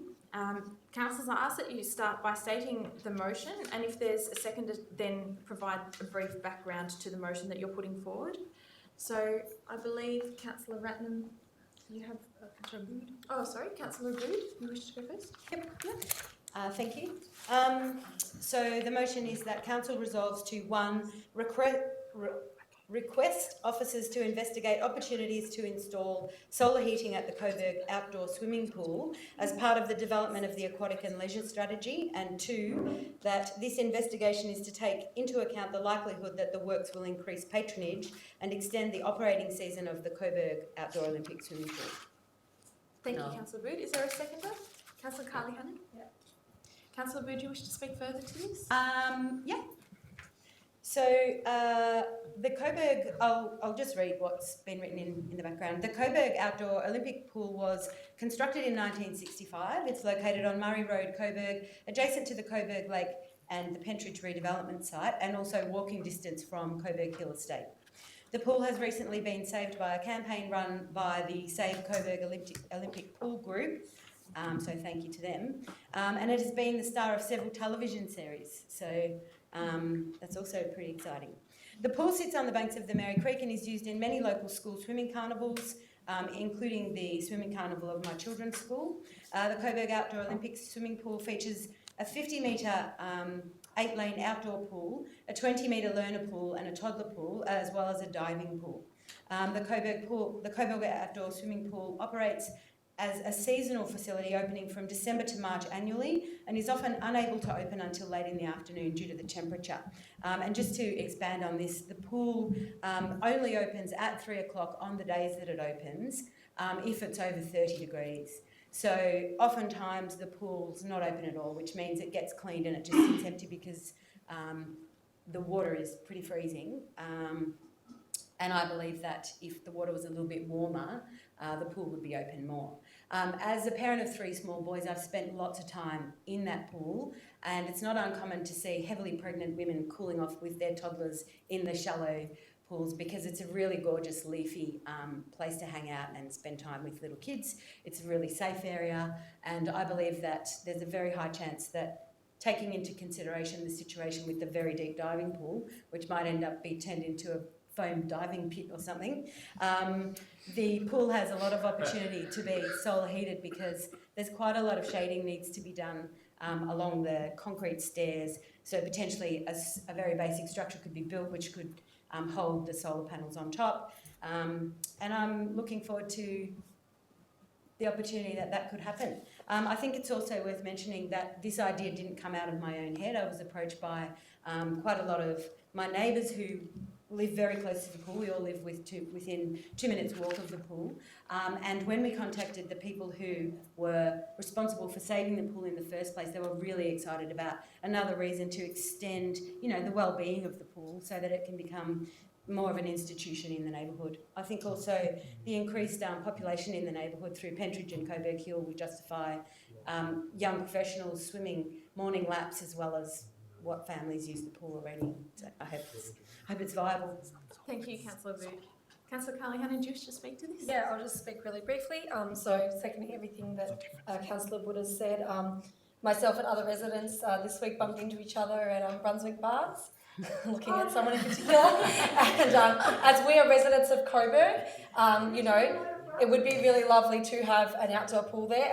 As someone who saw the campaign to save Coburg Pool, I think we do now have to think about how to actually make it, a viable pool on its own. And I second the idea that with Coburg Hill and Pentridge and the growing population in that area, that it is a viable solution as long as the pool can be open for longer periods. So, yeah.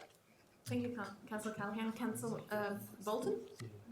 I absolutely support this motion.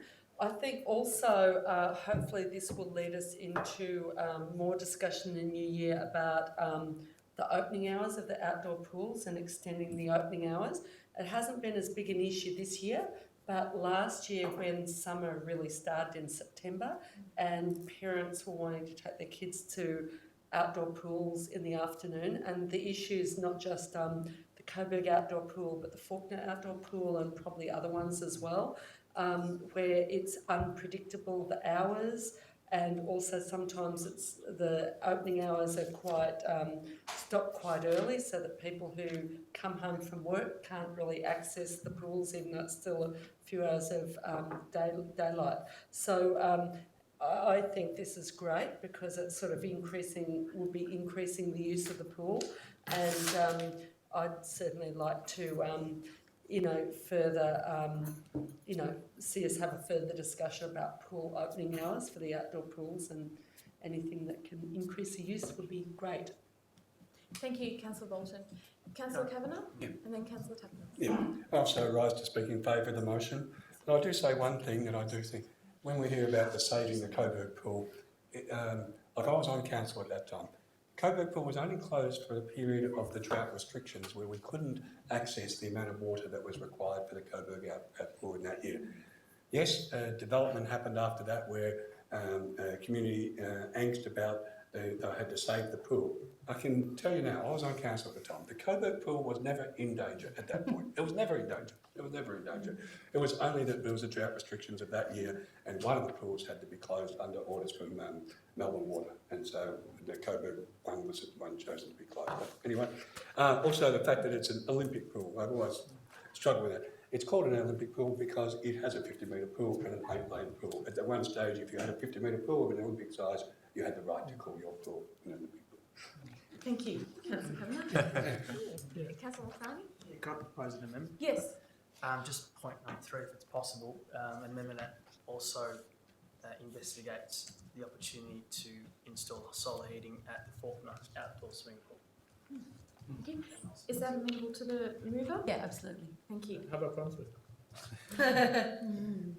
Not think so, yeah. Okay, Councillor Lafrani, do you want to speak to that? Yeah, so look, I've also met with the Coburg residents that are after some solar heating at the Coburg Olympic pool, and I also support the motion that Councillor Root's put forward. I echo Councillor Bolton's thoughts on also providing a bit more flexibility for residents to be able to attend outside of some of the restrictions that have been put in place in terms of outdoor pools. In terms of the Faulkner pool, it's also an outdoor pool. It's similarly constructed, I believe, in the 60s and hasn't had significant revamp. So whilst the council officers are doing a review of the aquatic strategy, I think it could be or should be appropriate to also incorporate the next major swimming pool in the area. Thank you. And I forgot to check, Councillor Carly-Hannon, were you agreeable to that being incorporated? Okay, so Councillor Lafrani's additional points been incorporated into the substantive motion. Are there any further speakers in relation to this? Councillor Tapanos. Look, I rise to support it as well. And I do believe that it's timely that we actually do have a discussion about our aquatic and leisure strategy, and I would like to see that come forward for discussion in this chamber, because I do want to know what is the future of the Coburg Olympic pool, and I for one certainly not only want it retained, but I actually want to see it enhanced with more sporting and aquatic facilities on that site, and I think it's a great site for it. But in saying that, I do want to ask a couple of questions to the directors. One is about the costs, and I guess the question is, in a rough estimate, or in your view, what is the cost of the community to operate under the current arrangements, the Olympic pool currently? Does it make a profit? Does it make a loss? What would be your estimate? And then secondary question will be about the solar heating. Are there any other pools in the municipality of Moreland, or in fact are you aware of any other pools that actually have solar heating for 50 metres Olympic pools? So I know that might be tricky questions, I know Thank this, you, but Councillor Tapanos. Arden, do you wish to respond? Thanks, Mayor. Through you. I'll try and answer some of them. The last one first. We don't have any 50-metre pools in Moreland that are heated with what's proposed, the solar heating. So that's the first one.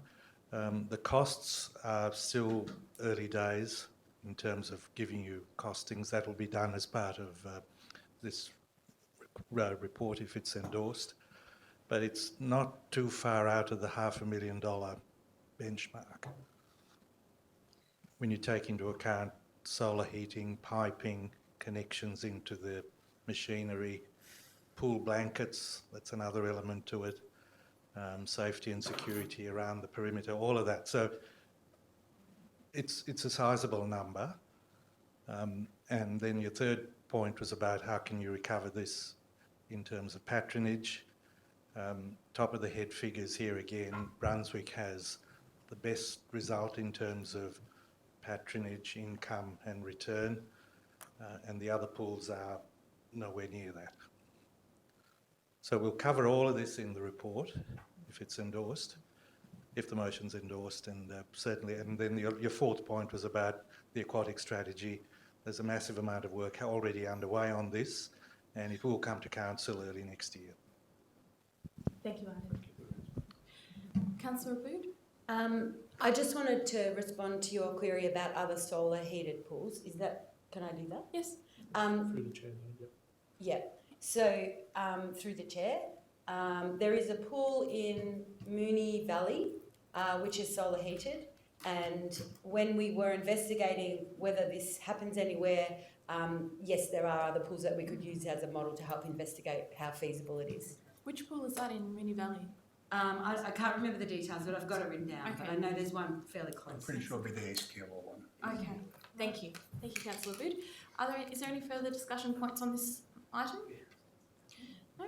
Okay, in that case, I'll put it to the vote. All those in favour? I declare that carried. We'll now move on to the next motion. 6016, State Government and Melbourne Water sale of public open space in 1 Hopeton Avenue, Brunswick, and Councillor Martin. Thank you. So I would like to move the following motion that we've got up there, followed by the addition of a confidential point that I've circulated to councillors separately, so if that's okay. Yes. So the confidential item will be removed from this motion and put into the confidential business at the end of the council meeting, and the gallery will need to be excluded during that time, and then they're welcome to return once that's finished. I'm happy to second. Councillor Kavanagh? Thank you. Councillor Martin? So I'll read out the motion that we've got up there. So one, that council resolves to make a submission by the 9th of December 2016 to the proposed rezoning and sale of 1 Hopeton Avenue, Brunswick West, outlining our opposition to the rezoning and sale. 2, have legal representation at the public hearing scheduled for February 2017 to present its submission and position. And 3, to receive a briefing on the progress and status of the Moonee Ponds Creek Master Plan currently being prepared by Moonee Valley Council. And so, John, if I have a second or... So, speaking further to this motion, and firstly, thank you to the residents that have brought this up with me. Thank you to the residents that I know are watching at home. I too share your concerns on this issue.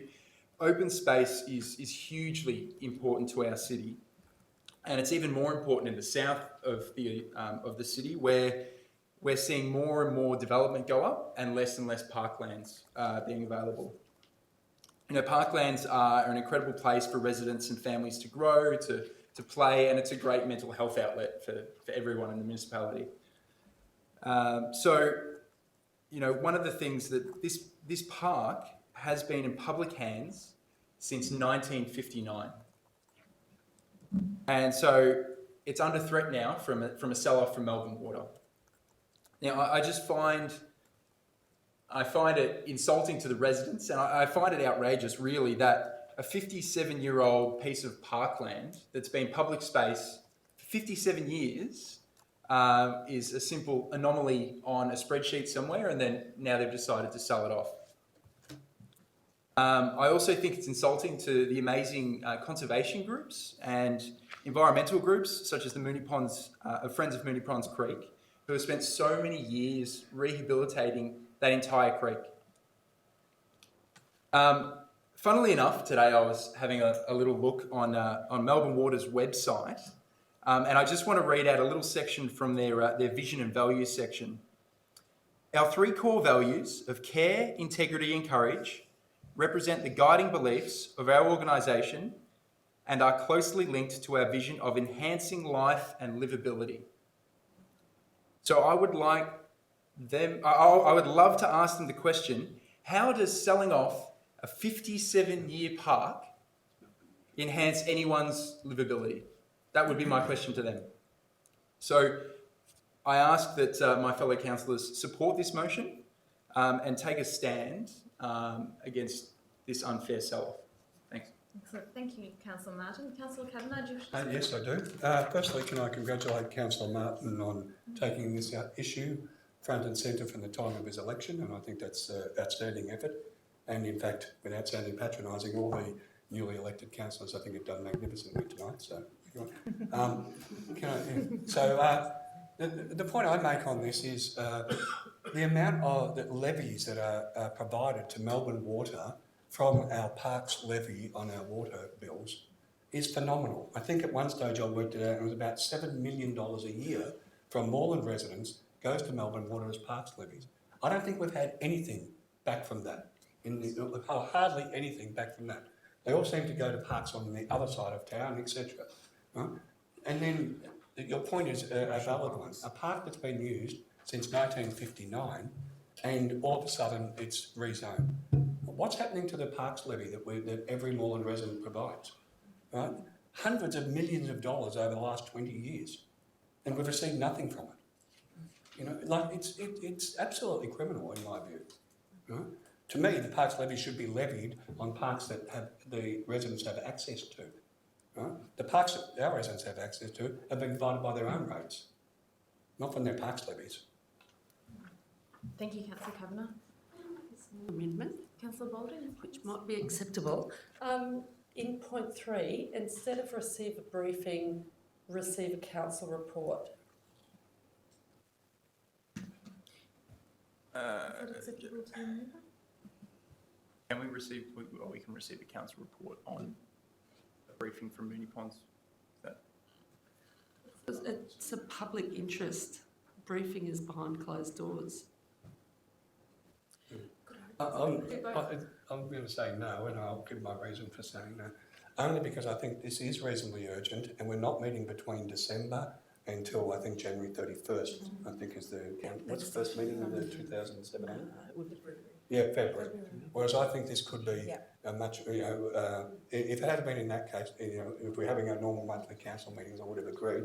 But I do think this might progress quite quickly, and anyway, yeah. Can I explain something which might change your mind? Yes. I totally agree with carrying out all of the actions straight away. I totally agree with all of that. Okay. So the idea of a report is on the Moonee Ponds Creek Master Plan, which is a bigger issue than just this immediate sell-off. And that's what's interesting for residents, because if residents don't know what we're discussing in these briefings behind closed doors, then it means they're always, sometimes there's points that we miss as councillors when we don't have the impact of. Can I say, Councillor Bolden, if you frame it that way, it would be acceptable to me.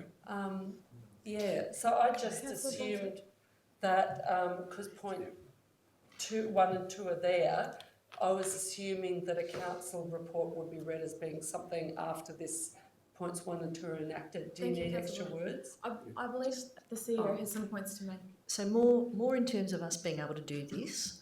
So this is a project that's undertaken by another council. So whatever we put in a council report is whatever they provide to us that's able to be put in a council report. Aren't we involved in the master plan? Well, it's currently being prepared by Moonee Valley Council. Yes. So the hesitant, I just want to let you know about that, because we're more likely to be able to invite them to come and have a briefing and talk through what they're doing than to write to them and then seek something that they are then comfortable for us to provide in a council report in our forum. So it's really I'm just providing that piece of feedback that I honestly think you'll probably get more by inviting them to a briefing. In line with that, Councillor Bolton. Yeah, I'll withdraw it. I thought it was a joint project of the two councils, which I would have assumed that would be the case. It's a joint creek. It's not So your amendment's withdrawn? Yeah, I'll leave it. Can I ask a question? Just to be prudent with our expenditure and budget, but point 2, legal representation. I'm just wondering, perhaps a question to the organisation.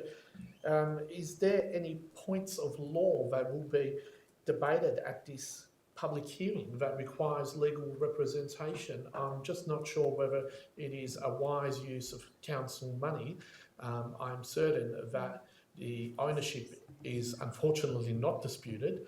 I'm certain that the state government's and the minister's ability to rezone is certainly not disputed. So I'm just conscious as to why we would be spending upwards of $10,000 on having a legal representative presence at a public hearing.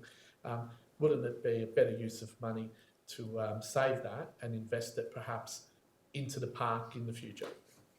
Thank you, Councillor Tapanos. Can I ask Kirsten if you have a response? Through the Mayor, the issue of using legal representation is entirely at Council's discretion. Officers could represent Council at the advisory committee.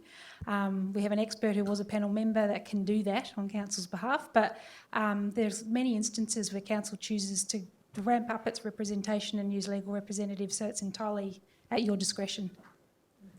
Thank you. Councillor Abood? Yes, through the Mayor. There also is an opportunity, we've noticed in the past with these kind of campaigns that lawyers step forward and do this work pro bono. So there's potentially a scenario that we could make the call to someone involved in the campaign if they happen to be a pretty amazing lawyer, which they're out there, they might want to do the work on council's behalf. Thank you, Councillor Booth. Can I move an amendment? Councillor Tappanos. To insert at dot point 2, have legal representation if a lawyer is willing to act pro bono for council at the public hearing scheduled for February 2017 to present its submission and its position. So only if a lawyer is willing to act pro bono. I certainly wouldn't want to see rate money spent on this at this point in time. Thank you, Councillor Tappanos. Councillor Martin, is that something you'd consider? No. I think that the seriousness of this and the potential that, and I have full faith in council staff, but I think we should be taking this really serious because of the precedents that this may set if we were unsuccessful. Thank you, Councillor Martin. Councillor Tappanos. Well, if there is a second, is I there would a like to seconder move it, yeah. to second Councillor Tappanos's motion? Councillor Frani? Councillors, I certainly don't doubt the seriousness. This is a very serious matter, and I certainly don't think it sets a precedent. These parcels of land come up all the time, and we've been very, very successful as a council with Edgar's Creek a few years ago, many acres granted to us. We didn't need legal representation for that. We needed a community campaign. And we needed the council united behind the position, not legal representation. I am certainly confident in our officers. I know that in the previous council we had matters of great significance. In fact, the submission into the East-West link was undertaken on behalf of our council by council officers, and legal representation at the public hearing did not come in until much later when we decided to appeal that decision of the minister. So I've got no doubt we could adequately represent the views of the council, the views of the residents, without getting a lawyer in this regard. Firstly, I should also mention that I don't believe there are necessarily points of law for a lawyer to act. Do we want the land? Yes, we do. Do we think it would add to our open space? Yes. Do we think that it should be handed over to councils? Most certainly.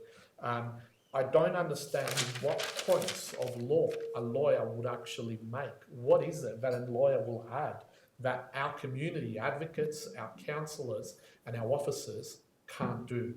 So as a councillor, quite often we discuss budgetary matters and we take those decisions very, very serious. And in budget discussions, quite often we are arguing about $2,000 and $3,000. So I think just to put this there to say, let's have legal representation. It may sound great, but what is the value that we are actually getting for that money? What is it that is actually further added? I know it sounds great to have a lawyer there, but it may just actually be a waste of money. So let's be prudent about the budget. Let's save our legal expenditure and let's use it if we actually need it. If we need it to appeal a rezoning in the future, let's use it then. But to just say, let's get them to go to a public hearing and put a, advocate on our behalf of our community of why we want to keep this land, well, that's not what lawyers do. Lawyers argue points of law, and in this case, I really don't see one. Thank you, Councillor Tappanos. Yes, Councillor Farnan? Yeah, look, I think I just want to start by saying I think Councillor Tappanos and I are both supportive of making sure that this land gets, hopefully, comes back to council. So we're both supportive of that. It's just the approach. Councillor Martin raises a point around dangerous precedent. I think the precedent is there in terms of the way council has represented the community without legal representation. And to be honest, having met with a number of council officers, I've got full confidence in their abilities to be able to organise this without having to be a burden on ratepayers. So, having met with Councillor Kirsten, myself, and Narina, I think they've got the ability to coordinate a community response and also a council response, achieving the outcome that Councillor Martin. Thank you, Councillor Farnan. Councillor Ratner? So I'd like to speak against the amendment, and several of the points that I want to make have been alluded to. So I think there are a number of reasons why we should set legal representation.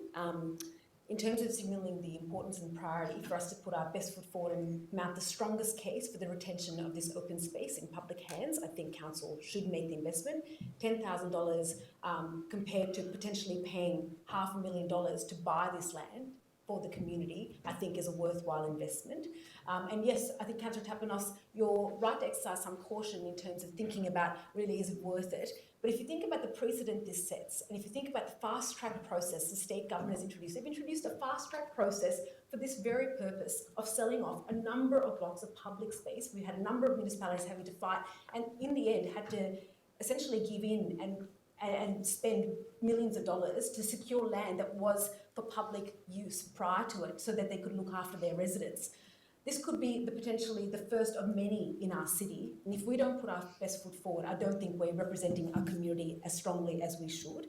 There are a number of matters, I believe, I'm not a lawyer, however, in terms of understanding some of the issues that are involved, I think it is worth challenging the fast track process. The valuation of the land, I know there's some sort of concern about how the land has been priced or valued and who has valued it. But in terms of valuing one portion of the land at residential rates and valuing the other portion of the land, which council bought the portion that was valued at public recreation rates, how that was allowed to be happen. So there's some challenges there in terms of how a state government authority can value or give an indication of a differential value on land that is all public use and public parks. There's potentially a point of law to be argued there. And I'm not discounting the prowess of our council officers, but one of the last times we had this very similar argument, which was about looking at the Nightingale development, for example, and arguing about whether we would send legal representation. We lost it at VCAT.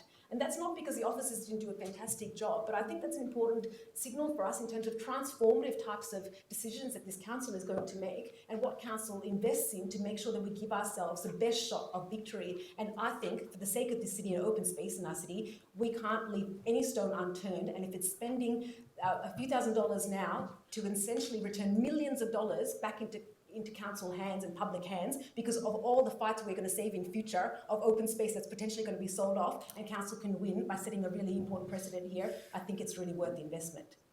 Thank you, Councillor Rattner. Councillor Bolton? I'd like to speak against the amendment. I mean, I'm no lawyer. I think Councillor Ratnam's just put a very strong case. But I think, and I also think it might be a bit different to the Edgars Creek situation. I certainly can understand the issues. You're right, we did send council officers to represent council around the East-West link. I think one of the things in this particular case is I understand the issues come up because the previous Liberal state government, made a neoliberal appointment to Melbourne Water, who's been privatising like mad. And I think that this is why this process has come up. The residents weren't notified, so they discovered very late in the piece when they noticed someone surveying the park and started quizzing the person. I think if it does get sold off, it really basically is the end of the concept, or really jeopardises the concept of a linear park along the Moonee Ponds Creek. And certainly I have an experience of Brisbane where successive city councils sold off, bought back, sold off, bought back bits and pieces of the land along the river. And I think really, I think we have learnt in Australia that land along creek banks and river banks is really precious for the community, and we really need to preserve it. And I think there's more consciousness of that now. And certainly I think Brisbane has learned a lot over the years, and I wouldn't like us to go down the Brisbane City Council approach where we're flogging it off and then having to buy it back at exponential rates, and then this whole process going on. So I think we should step in now, and certainly I'm pleased that Councillor Martin's moving these motions, especially as I move some earlier motions on behalf of the residents early in the year. Thanks. Thank you, Councillor Bolton. Are there any further speakers? Like to close the debate? Yes. Oh, sorry. No. It's amendment. Yeah. So if there's no further speakers, I'll put Councillor Tapanos's amendment to the vote. All those in favour? All those against? I declare that lost. So we'll now return to Councillor Ratnam's substantive motion. Oh, sorry, Councillor Martin. Can I move the motion be put? Councillor Kavanagh has moved a procedural motion that to be put. Do we need to vote on it? Just put it to the Okay, well, I will then put it to the vote. All those in favour The motion be of that the motion be put? And, thank you. And all those in favour of the substantive motion? Oh, sorry, and all those against? Sorry. Can I have my position noted? As a procedural, Councillor Tapanos is requesting that, Councillor Bolton. and Councillor Bolton? Yeah. Stifling debate, John. Okay. We'll now put the substantive motion, Councillor Martin's substantive motion to the vote, so we'll vote on that. All those in favour? I declare that carried. Okay. Excellent. We'll now move on to the next item, NOM 61, review of councillor policies. Councillor Ratnam. I'd like to present this motion, which is that Council resolve the following policies be presented to Council at its December 2016 meeting for review. Those include the Councillor Information and Technology Equipment Policy, Councillor Gifts and Hospitality Policy, Councillors Travel Accommodation and Personal Expenses Policy, and Councillor Support and Expenses Policy. And if I have a seconder, I'm happy to speak. Thank you, Councillor Ratnam. Is there a seconder? Councillor Abood. I believe this is essentially procedural, and I raised this point in the previous council term. These are councillor policies that get regularly updated or get updated once a term, but I believe that it is prudent that this council, upon which these policies have effect, which will govern the way we work as a council, should be decided upon by this council. So therefore, I believe that it's it's good governance, and it's prudent for us to consider these policies, and perhaps we'll just pass them as is, but it gives us a chance to review and ask questions about these policies that govern how we will govern ourselves over the next 4 years. Thank you, Councillor Ratnam. Councillor Abood, you don't wish to add anything? Is there any further discussion in relation to this from councillors? No? If there's no further discussion, I'll put it to the vote. All those in favour? I declare that carried. And we have already done pedestrian safety on Nicholson Street, so we've voted on that. We'll move on to Notice of Motion 63, Youth Services in Moreland. I've got a slight amendment to this, which I thought I'd sent through to the governance officer, but it may not have gone through. So I can read that and give you the hard copy. It's not a complicated one. So basically, the motion is mostly the same. So the motion is that council receives a report on youth programs which have been carried out in different Moreland suburbs, and the budget for each of these programs between 2011 and 2016, including which programs have been conducted by volunteers or council staff, and that this report come to the February 2017 council meeting. And if I have a seconder, I can explain why I'm that for, and I can give that to Councillor Carly, and I can give you the... Oh, you've written it out. We've Okay. actually got it. You've got it. Okay. Okay. Councillor Bolton, do you wish to speak? Yes, I do. I guess this is fairly straightforward. I think because Moreland is quite spread out, sure, we've got the whole stretch of Moreland along Sydney Road, and a lot of activities happen in Brunswick and Coburg along the Sydney Road tram line. But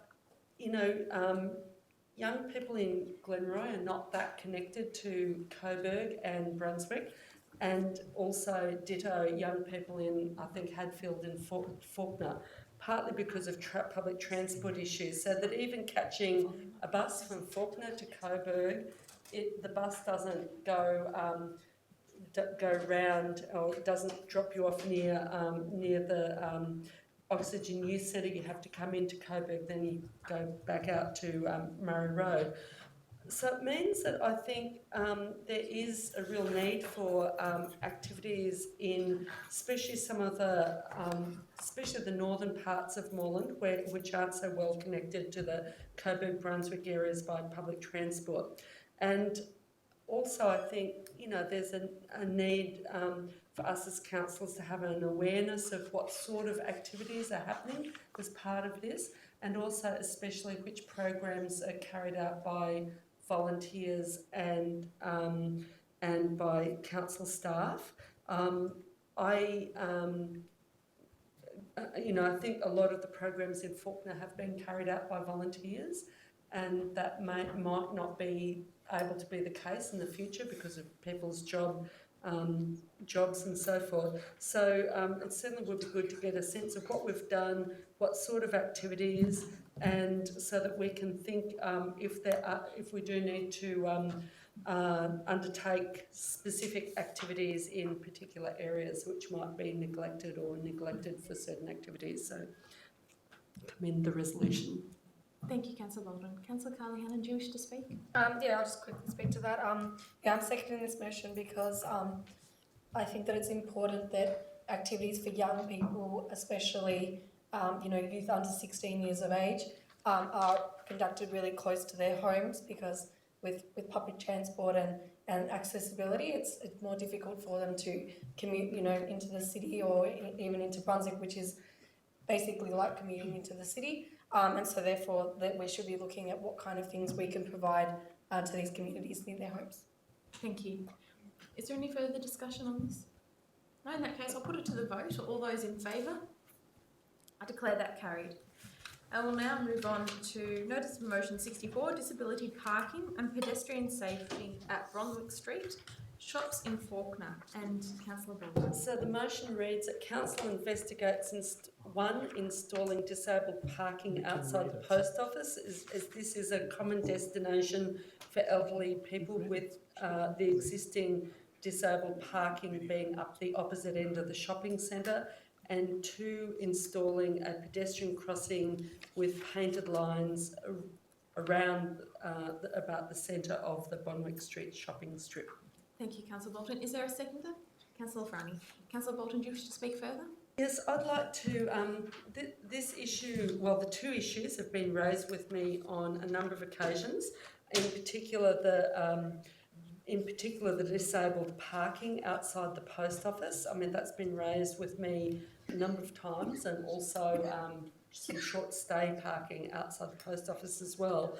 But it is especially an issue because of elderly people, often, paying bills at the post office. Not just elderly people, people with disabilities or limited mobility for various reasons, carrying heavy packages. Also, I gather the disabled parking up the opposite end of the shopping strip. There are big bins in front of the disabled park, which makes it very difficult for people to negotiate. And secondly, and I have raised this issue on council previously, but I think the situation's worse, is traffic is so congested in Brunswick Street that we urgently need a pedestrian crossing. I personally witnessed an elderly man get knocked down a couple of years ago, and that's when I first raised a motion at that time about a pedestrian crossing in the centre of Brunswick Street. It's not like Sydney Road where it's parallel parking, it's angle parking on both sides, which means, and now unlike 4 to 5 years ago, there's a queue of cars to get into each parking spot. There's a lot more residents, it seems, and more traffic in Brunswick Street.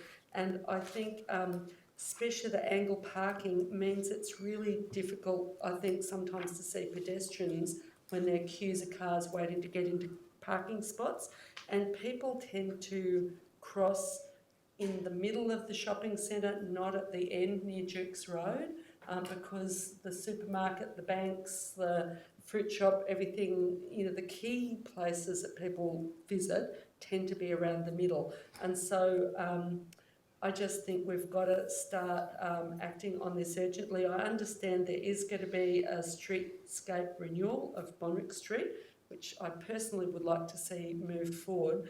But at this stage, the urgent thing is the pedestrian crossing. Thank you, Councillor Bolton. Councillor Franny, do you wish to speak? Yeah, well, and I congratulate Councillor Bolton on moving this motion. I just also wanted to address the thousands of Fawkner residents tuning in tonight. I'm sure they're still online and watching vigilantly. Diligent. Look, I just wanted to quickly also acknowledge that Councillor Martin and I have been elected onto the Economic Development Portfolio, a portfolio that's responsible for the Streetscape Rejuvenation Program. And I'm sure we're both working really hard to see how we can actually bring Bonwick Street forward in the timeline, as Councillor Bolton's alluded to. And the reason we're doing that is because that shopping strip has a number of issues. Some of those have been highlighted tonight. But some of the other issues are there are poor shopping options and facilities for the Falkland community. Often the community needs to drive out of Falkland to Camberfield or Coburg to do any type of actual shopping because the actual options there are pretty poor. There's a lack of parking in that particular strip. It may not be able to address, but it needs to be reviewed. There are other options. There is a large elderly community there that can't cross that road near Commonwealth Bank, which is hopefully going to be addressed through Councillor Bolton's motion. There's a lot of disgruntled traders in terms of the opportunities to actually tables and chairs for the community to actually enjoy. And I've highlighted with a couple of councillors personally that there are some social and unfortunate racial issues in Falkland at the moment that hopefully creating a space where we can actually have the community come together much like at Coburg Mall, where they can sit down and actually start interacting. Hopefully that will start relieving some of those tensions. So I hope that a more strategic piece of work will be conducted within Bonwick Street beyond this, and hopefully it's the start of something. Thank you. Are there any further speakers in relation to this? No? In that case, I'll put Councillor Bolton's motion to the vote. All those in favour? I declare that carried. So that draws us to an end of notices of motion, and we'll move on to general business now. For members of the gallery and for those live streaming at home, a general business item relates to businesses that call for a presentation of report to a future council meeting. So general business items don't appear in the council agenda, but they will be minuted. And we'll go around and ask each councillor to speak to their general business item. I'll kick it off. I've got one that I've prepared. So the motion relates to preparing a report outlining the number, location and patronage where available of bus shelters across the city and identifying those areas which do not have bus shelters. The report should include details of who is responsible for the bus shelters and the cost of installing and how we can increase the number of bus shelters across the municipality. And if I've got a seconder, Councillor Bolton, thank you. So this is something I noticed leading up to the council election. A lot of elderly residents who I spoke to brought this to my attention, but it affects a lot of people that use public transport. So there are 194 bus shelters, bus stops, but not all those bus stops have shelters to them. 60 of these bus stops are provided by council and others are provided by private companies with contracts that associate with council. And we're a council that is encouraging public transport usage, and if we're going to do that, if we're going to be serious about it, we need to provide an environment for residents and other people using that service to be able to want to go there, stand there and know that they're going to be covered from environmental elements. So it's something very basic that I think council should look into, which is why I'm calling for this report. Councillor Bolton, do you wish to speak? I'd yes? love to. I think that's great that you've moved this motion, and because it is a huge deterrent for people to catch public transport if it's hot, if it's raining, and if it's freezing cold. And also there are issues where certainly one resident I was assisting in Frederick Street in Faulkner, trying to get a bus seat at that bus stop. Took a lot of pushing by this particular resident, but eventually we managed to get one, and it was a bus stop which was used by a lot of elderly people, and this particular man had a disability as well. And sometimes when there's roadworks or pavement works, bus seats get removed but not replaced. So I and in the interest of making public transport attractive, I think we do need to do something about bus shelter and bus seats, because sometimes you see elderly people really struggling to stand up waiting for a bus, which especially with the limited bus hours on Sundays may only be hourly. So Yeah, I think this is good because you can't just lecture people about using public transport. You've got to make it an attractive alternative. And so I think this is really good motion and we should push on with this. Thank you, Councillor Bolton. Councillor Booth and then Councillor Tapanos. I was thrilled when I saw this come through on the email today, and that's why I responded straight away, because we are inevitably experiencing some pretty radical weather with climate change. So we've seen incredible amounts of rain, which is great, but it's also not so great if you're trying to catch a bus. Also, we can probably expect a much hotter summer, and I think that considering that we are encouraging people to catch public transport, and also we are pledging to be a good council, which means a well-informed council. We need this information about what's happening with the buses. And I think also it's very important to consider that in the south end of the city, the buses generally run east-west, connecting the tram lines, so that makes public transport work better. But more importantly, in the north end of the city, buses are pretty much all people have, with the trains only running 19 minutes apart, and no trams extended past Bakers Road. So I think it's a great proposal. Thanks, Councillor Bood. Councillor Tapanos and then Councillor Can I also congratulate our Mayor for taking this up? It seems like such a simple issue, but one that is so important for so many elderly residents. And it's not just about public transport, it's about pedestrians as well. So these shelters often have seats.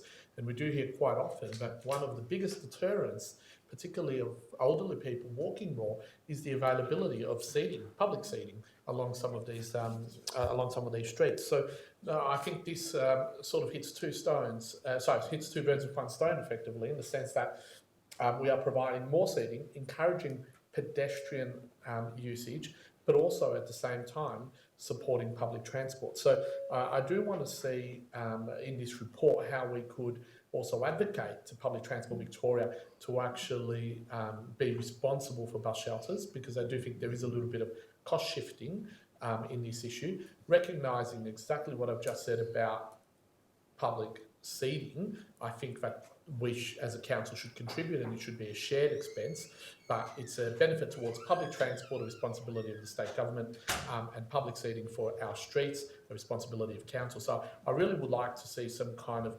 collaboration, particularly around costs, to make sure that PTV pay their fair share effectively when we're talking about these bus shelters. But there is no doubt, long time overdue, let's get more bus shelters, because we know they're used. They're not just used, they are essential for so many residents.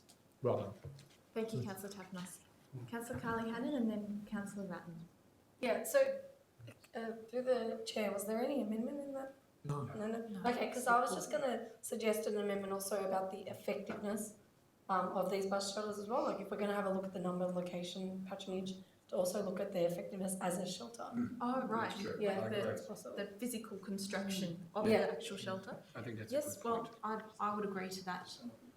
Councillor Bolton? Just Is that something? Yeah, that's acceptable to me, and it just made me think of an element raised by people in Faulkner. Okay, I believe the CEO has some words to have. Just a suggestion. So rather than the effectiveness, but we can talk about the types of construction, whether it's a full shelter or not. It's hard to say whether a thing's effective or not. It's more, is it a full shelter? Is it just a seat? We can check the effectiveness ourselves later. It's such a, Just a little response around the effectiveness stuff. I know I've already spoken, but the issue is, through the chair, in Faulkner, people coming from some of the side streets onto Sydney Road, there are some bus shelters which have advertising as on the sides, which means that as you drive onto Sydney Road, you can't see the oncoming traffic.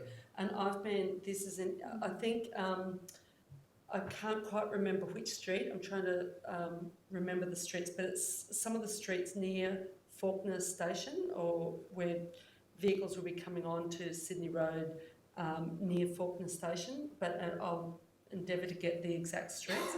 But anyway, I mean, that's an issue as well. Probably not an issue down here, but in that part of Sydney Road, it's 70 kilometres an hour, and it's several lanes, about 6 lanes wide, the road. So it is quite dangerous.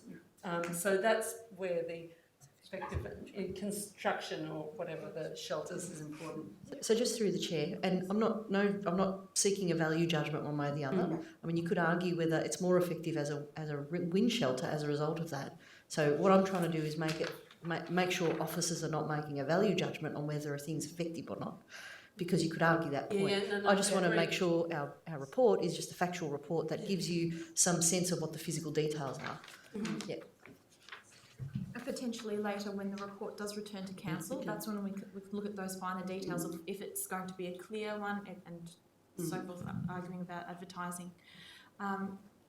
Councillor Ratner?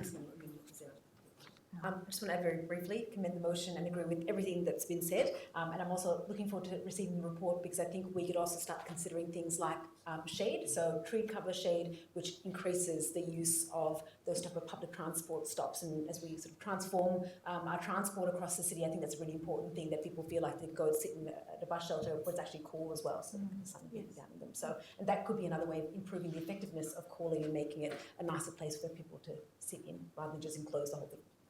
Excellent. Thank you, Councillor Ratnam. Is there any further discussion on this? No? In that case, I'll put the motion to the vote. All those in favour? I declare that carried. We'll now move on to Councillor Ratnam's general business item. Oh, sorry, I'm just conscious of the time as well, so I will need to ask councillors for an extension of the meeting. Half an hour, so moved. Thank you, Councillor Kavanagh. Councillor Ratnam, seconded. All those in favour? I declare that carried. We'll move on to Councillor. Mayor, just before Councillor Ratnam moves the motion, I'm just asked the question, is Councillor Ratnam aware that we do have a signage policy which deals with these matters, and perhaps the best course will be for the Islamic Museum of Australia to apply under that policy and perhaps come to council if there is any obstacles? I think I'd like to present my motion. I think that's a question around the motion, so I think I'll proceed with the motion. That's okay? Yes. So my motion is that council receives a report on the suitability and feasibility of signage for the Islamic Museum of Australia on the corner of Nicholson / Holmes Street, it's Holmes Street section, and Moreland Road. And I'm happy to speak to it and respond to the pre-question that was raised if I have a second go. Councillor Bood? With some background, and I'll present that for the members of the gallery and people viewing online, the Islamic Museum of Australia is the first and only Islamic museum in all of Australia. It's located at the boundary of the cities of Moreland and Darebin, with many visitors using the tram along Nicholson and Holmes Street, which is in Moreland, to reach it. So they alight off that tram stop and then just walk across the creek to the museum. The museum has received feedback from many of its visitors that it's been difficult to locate when people get off the tram on the corner of Moreland and Holmes Street, as there's no signage alerting people to where the museum is. Given the significance of the museum and that it's a national attraction that many visitors will travel to, this motion seeks that council provides advice about the suitability of street signage on the Holmes Street corner, direct people to the museum. And just in terms of some of the background, I've made some initial inquiries, and sort of been informal inquiries with officers. I've also had a look at the street corner myself in terms of signage. I think there are some questions. I think the initial advice is it's not going to meet our street signage policy. However, I think one of the reasons I'm calling for a report is that I think it will start the process of looking at our street signage policy as well, because I want to be able to reconcile those things, and I think it's important for this council to consider formally and make its decision. So, and we have done this in the past. I think given the significance, and I think our street signage policy, was crafted at a time. It hasn't come before us, I don't believe, in the last 4 years. It's possibly a time for a review. But for me, those queries I made initially raised a number of questions for me in terms of whether the significance of a place like this is taken into due consideration in our policy. And for me, it raises questions about us reviewing the policy. But I felt like the best next stage in advocating for this, because I actually believe that we should provide some signage. Maybe it's not on the, we can think of some alternatives as well. But given it's on the border, it's on the Darebin side, but it literally is at the border, and it's of national significance, I personally would really like to see us find a way forward. Thank you, Councillor Ratnam. Councillor Bood? I think that considering we've heard in the chamber relayed back to us comments made by a politician about the Islamic community, and specifically the Lebanese Islamic community in this country, it's very important that we support this kind of a venture. The Fahour family are one of the most influential, successful families, Lebanese Muslim families in Melbourne. And I think that the museum itself is an absolutely spectacular place to go and visit. They're progressive, they're innovative, like you said, they're a national treasure. And I think that we're very lucky to have them on the banks of our amazing creek as well. And so I think that considering they're tucked up the back of a bit of an industrial estate, this is a really great opportunity for us to put our colours up the mast and walk the talk about inclusion and representing this multicultural, diverse community. And so I'm looking forward to seeing that sign. Can I just ask, have you been to the museum, Councillor? Yes, I have. Yeah, okay. Yes, I'm happy to speak to my visit if you'd like as well. Just one. Several times, actually. Okay. Thank you, Councillor Ratnam. Are there any further speakers? Councillor Tucker?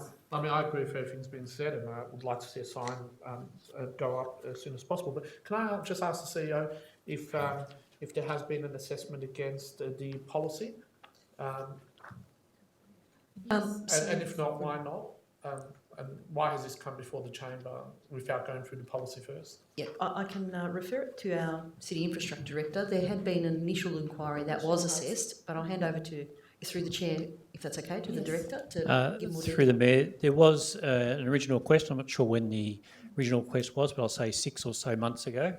Advice was provided back in regards to that request. It does not meet the requirements of the Australian standard or our community facility directional signage policy, in that the facility is located off Normandy Road, and there is a directional sign that complies with both the standard and the policy that is off Normandy Road and Anderson Road, I think it is. Adding a second sign within the City of Moreland sits outside the Australian standard and our policy. Thank you, Grant. Councillor Kavanagh? Just to make the point that we have done this before, though, by council resolution. I remember Glenroy West Kindergarten and Primary School only a number of months ago. Yes, and that's probably the reason why a report will come before council, because in the initial stage it's been knocked back under the policy, which is fine, but that's the role of the council to decide whether we stick to that policy or whether we say no. In this case, it's a well-used facility, it's an important facility. Yes, it sits outside our municipality, whether we want to change that, and that's the role of the council to have the option of doing if it desires to do so. Thank you, Councillor Kavanagh. Councillor Bolton? Can I just make a slight amendment, if it was acceptable to move it and seconder, to just add a little bit. So the currently reads, Council receives a report into the suitability and feasibility of signage for the Islamic Museum on the corner of Nicholson, Holmes Street and Moreland Road, and also the Merri-bek bike path. Right, okay. Is that... That's fine, yeah. Just asking for some advice about that. That's fine. Okay. Councillor Abood, is that agreeable to you? Yeah, absolutely. Okay.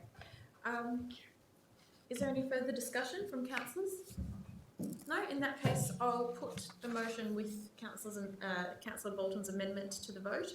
All those in favour? I declare that carried. And we'll now move on to the second item on the agenda, on-street activity permits. So the motion is that Council receives a report on the current guidelines governing on-street activity permits, the application process, requirements for public liability insurance, and other conditions that currently govern the eligibility and assessment of applications for permits. Thank you, Councillor Ratnam. Is there a seconder? Councillor Riley. Councillor Ratnam? So there have been several issues, and I think that's been brought about by some reviews which have been really positive and improving our work in terms of city compliance. City compliance, I think it's a new department name. It's just gone through a name change. However, I've been approached by a few people about the application of those rules, and for me, again, it's a question about whether those guidelines need to be reviewed, and I think it's worth bringing into the chamber in terms of what's actually governing them, because we're getting a few queries. And how we want to approach it in future. I also know during the election period there were a number of questions raised about our application of those guidelines, and I think it's good practice for us to review them as a council so we're fully aware of all the guidelines and how we're governing these on-street activity permits, because it's a really important interface between the council and the community, and it governs things like street stalls, for example, or having public actions, and I think it's really important. Thank you, Councillor Ratnam. Councillor Riley, do you wish to speak? I'll reserve the right. Yeah. Thank you. Are there any further councillors that wish to speak to this? No? Councillor Riley, do you wish to speak now? No? In that case, I'll put it to the vote. All those in favour? I declare that carried. We'll now move on to Councillor Kavanagh's item. I move that Council call for a report to the December Council meeting providing options for resolving the remaining drainage issues and works at Desheen Reserve as a matter of urgency. And if I have a seconder, I'll speak to it. Seconded by Councillor Riley. Okay. Look, in 2011, after an EIO process that Council entered into, the Moreland Zebras Football Club was allocated the use of Desheen Reserve in Coburg. This agreement required both the club and the Council to undertake a agreed set of works. A minor component of Council's commitment remains incomplete, and that being 2 partial sections of drainage on the ground, estimated to cost $60,000. During the wet weather experienced this year, the club has incurred significant instances of lost revenue, and as a result of the drainage works not being complete. If you go down there, you'll see there's patches that are well irrigated and other patches that aren't.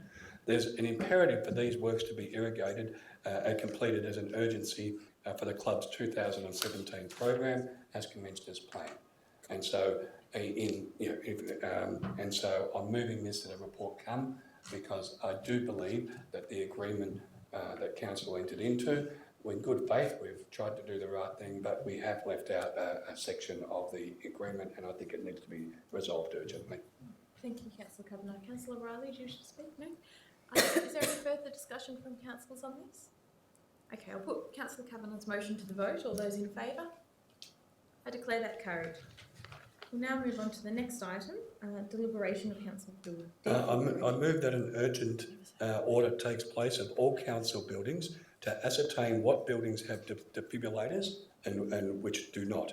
And 2, that at the earliest possible time that a report comes to the council meeting outlining the current situation and what resources will be required to remedy this situation. If I have a seconder, I'll speak to it. Seconded by Councillor Martin. I'm pretty sure the reason why Councillor Martin is seconding, because he was also at the event. We were at the early voting centre in Glenroy, and I think both Councillor Ildiz and Councillor Davidson were present at the time, and a lady had a problem, and it really surprised me that the Glenroy Senior Citizens Centre did not have a defibrillator available, and in fact even next door the Merri Community Health Centre did not have a defibrillator, and our Maternal and Child Health Centre did not have a defibrillator. It was only that former Councillor Kathleen Matthews-Ward and I were friends with the principal of Corpus Christi that they brought over their defibrillator. And as it turned out, it wasn't needed at the time. But it really surprised me that a senior citizens building in Moreland didn't have that facility available to it. And so it sparked, obviously, interest in all 4 of us and the other candidates, to be fair, as well. And so I did commit that if re-elected, I'd raise it very urgently as a matter. So I think it's something that needs to be addressed. And, I know it probably hasn't been budgeted for, and that's why it's as a general business item. But I do would like, and I'm sure councillors would agree with me, to see this situation remedied as quickly as possible. Thank you, Councillor Kavanagh. Councillor Martin, do you wish to speak? Yeah, just following on from everything Councillor Kavanagh has said, 100%. I mean, being there and witnessing, people run from building to building, looking for a defib machine.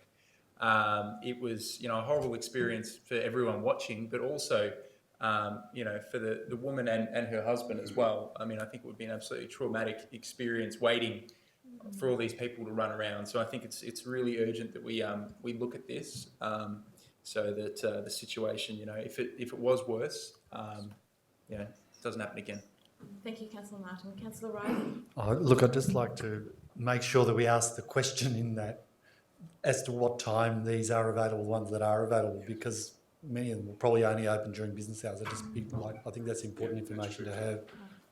Thank you, Councillor Riley. Councillor Tapanos. And just quickly to, congratulate John for, and all the others for raising this, but just to emphasise that they do save lives, and we had a life saved, I would say, quite recently in the last 6 months at another council facility because one was available. So, so to just sit there and pause and think for a second that how important these machines actually are, and thankfully it wasn't a very serious incident, I believe, but we could have had a more serious incident and could have left led to a loss of life that really could have been preventable. So I really urge council officers to undertake this work as soon as possible. Thank you, Councillor Tapanos. Are there any further speakers? Councillor Closing Tapanos? debate. Yes. Look, I realise that council has around 200 buildings, and some of them have, are very limited in activity, etc. So obviously, this report will prioritise the ones that are of high need, such as well-used facilities that are being used by people at risk, for example. I'm not expecting 200 new defibrillators, although many of our sporting clubs have buildings actually do have the defibrillators, but I think that's been paid for by the sporting clubs in most cases. I don't think council does. But basically, in essence, just to get an idea of where we're up to and what we can do in the short term. Thank you, Councillor Kavanagh. If there's no further discussion, I'll put Councillor Kavanagh's motion to the vote. All those in favour? I declare that carried. We'll now move on to Councillor Bolton's general business item in relation to level crossing removals. Actually, I might put the second one first, Okay. if that's okay. So the second motion, the second general business motion, The upfield bike path. is that council receives a report on advocacy to the state government and level crossing authority about for incorporating cycling infrastructure into the plans for the level crossing removal. I should have said the level crossing removal at Camp Road, Campbellfield, incorporating a facility for cyclists to cross Sydney Road from Faulkner and to extend the upfield shared path from Box Forest Road to the Western Ring Road. The railway bridge across the Western Ring Road was built with the capacity to take a second railway line and also with enough space for a shared path to extend the upfield bike path further north. If I have a seconder, I'll explain why I'm moving this. Councillor Abood. Councillor Bolton. My reason for moving this is that the level crossing removal at Camp Road, Campbellfield, which is outside of the Moreland area, but very close in proximity to the Moreland area, could have an impact on our ability to extend the bike path north from Box Forest Road to the Western Ring Road. And we need to, and it's been put on a fast track process without, or I certainly wasn't aware. There's a local Faulkner resident who wrote an article about this for his personal blog, and that's how I became aware that this is designed to be finished, I think, started and finished in this coming year, so well before the state election. And if we don't act quickly, plans for the shape and style of this level crossing removal might be, far advanced, and we'll miss our opportunity to extend the upfill bike path and incorporate features, which are needed. So I believe the council needs to urgently lobby state government around the upfill bike path. I mean, also could be an opportunity for council because we've been wanting to get the bike path extended as well. So I think it's, there's also, this presents an opportunity for council of maybe advancing our argument for an extension of the bike path.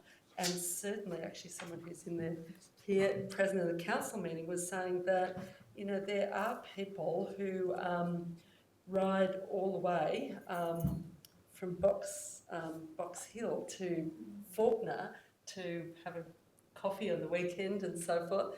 You met them a few weeks back. So, there is a need for this, and also for Faulkner residents, the closest major shopping centre is Campbellfield. It's not Coburg, it's Campbellfield. So that's where people naturally go, is to the Campbellfield shops, unless there's particular reasons why people might come to Coburg. So I think we desperately need to facilitate this. Sydney Road is a scary road. At that point, there's no way you'd risk your life in your hands going along Sydney Road. If you ride along the footpath, there's mechanics, workshops and so forth which have cars parked on the footpath, so you can't, ride on the footpath. So we desperately need this extension to the upfill bike path. So I think we need to act before something might foreclose on this. Thank you, Councillor Bolton.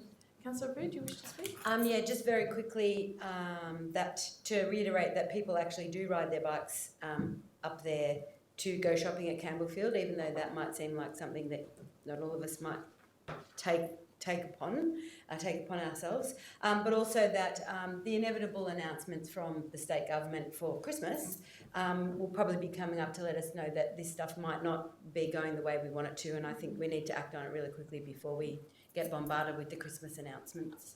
Thank you, Councillor Brew. Councillor Martin? Could I just ask a point of clarification? What, when you're asking for a report on advocacy to the state government, what sort of advocacy? Sorry, is it from us? Is it from Hume? Is it?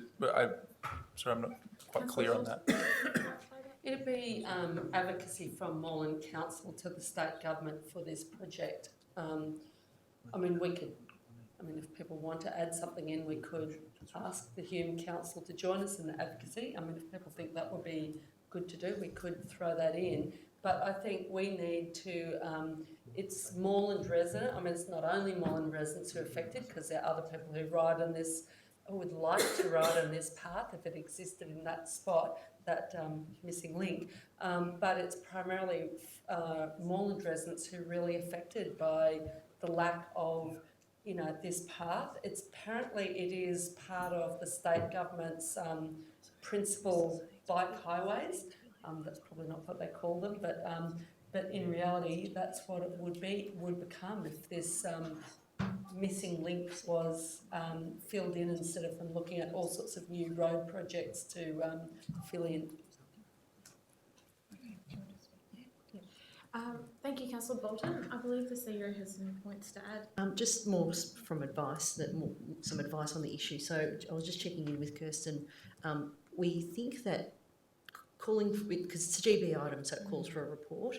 The timing of a report would be sort of too late from what we think is likely to happen. So I think I was going to suggest there's nothing wrong with continuing with the GB item, but what we'll do in parallel is see what we can find out anyway prior to the report coming, and we'll probably in briefings, and I know that's not in the public, but useful time to tell you a little bit more about what we find out. So we can do that in parallel. Plus we have a long-standing position of wanting this. Yeah, of course, that's right. Thank you, Miriam. Is there any further discussion on this? Well, yeah, I was just going to say, could we add in that we maybe have a discussion with Hume, you know, voicing our advocacy for this? Is that acceptable? Voicing with a discussion with who? Sorry. With Hume. So, yeah, we could throw that in. I'd just like to point out that general business items are just calling for reports solely. Okay. So that's fine. That's the limitation that we operate under a general business item. I think as it's written, it's fine. And I can offer through the Mayor, we can, there's no problem with officers, you know, doing some of this legwork according to the sentiments expressed here. We often do things without the need for a GB. So very happy for us to start going down this path. Thank you. Okay, now if there's no further discussion, I'll put that to the vote. All those in favour? I declare that carried. Now, Councillor Bolton, do you want to return? I want to go back to the first one, if there's time for to adjourn. And there is a little bit of extra information that was sent to me, too late for me to write it out, by the Director of Planning. So currently the motion reads that Council receives a report on state government plans for level crossing removals on the upfill line within Moreland at the February meeting on the likely methods to be used and the extent of likely community consultation. Now the Director of Planning has indicated we may not know by the time of the February meeting, because this is work that's not being carried out by Council. My reason for moving something is because we might not have a lot of time once we do find out. So I think it may be replacing February meeting within Moreland. So to change the wording to the Council receives a report on state government plans for level crossing removals on the upfill line within Moreland At the earliest possible. at the as soon as council can discover the information on the likely methods to be used and the extent of likely community consultation. Thank you, Councillor Bolton. Is there a seconder?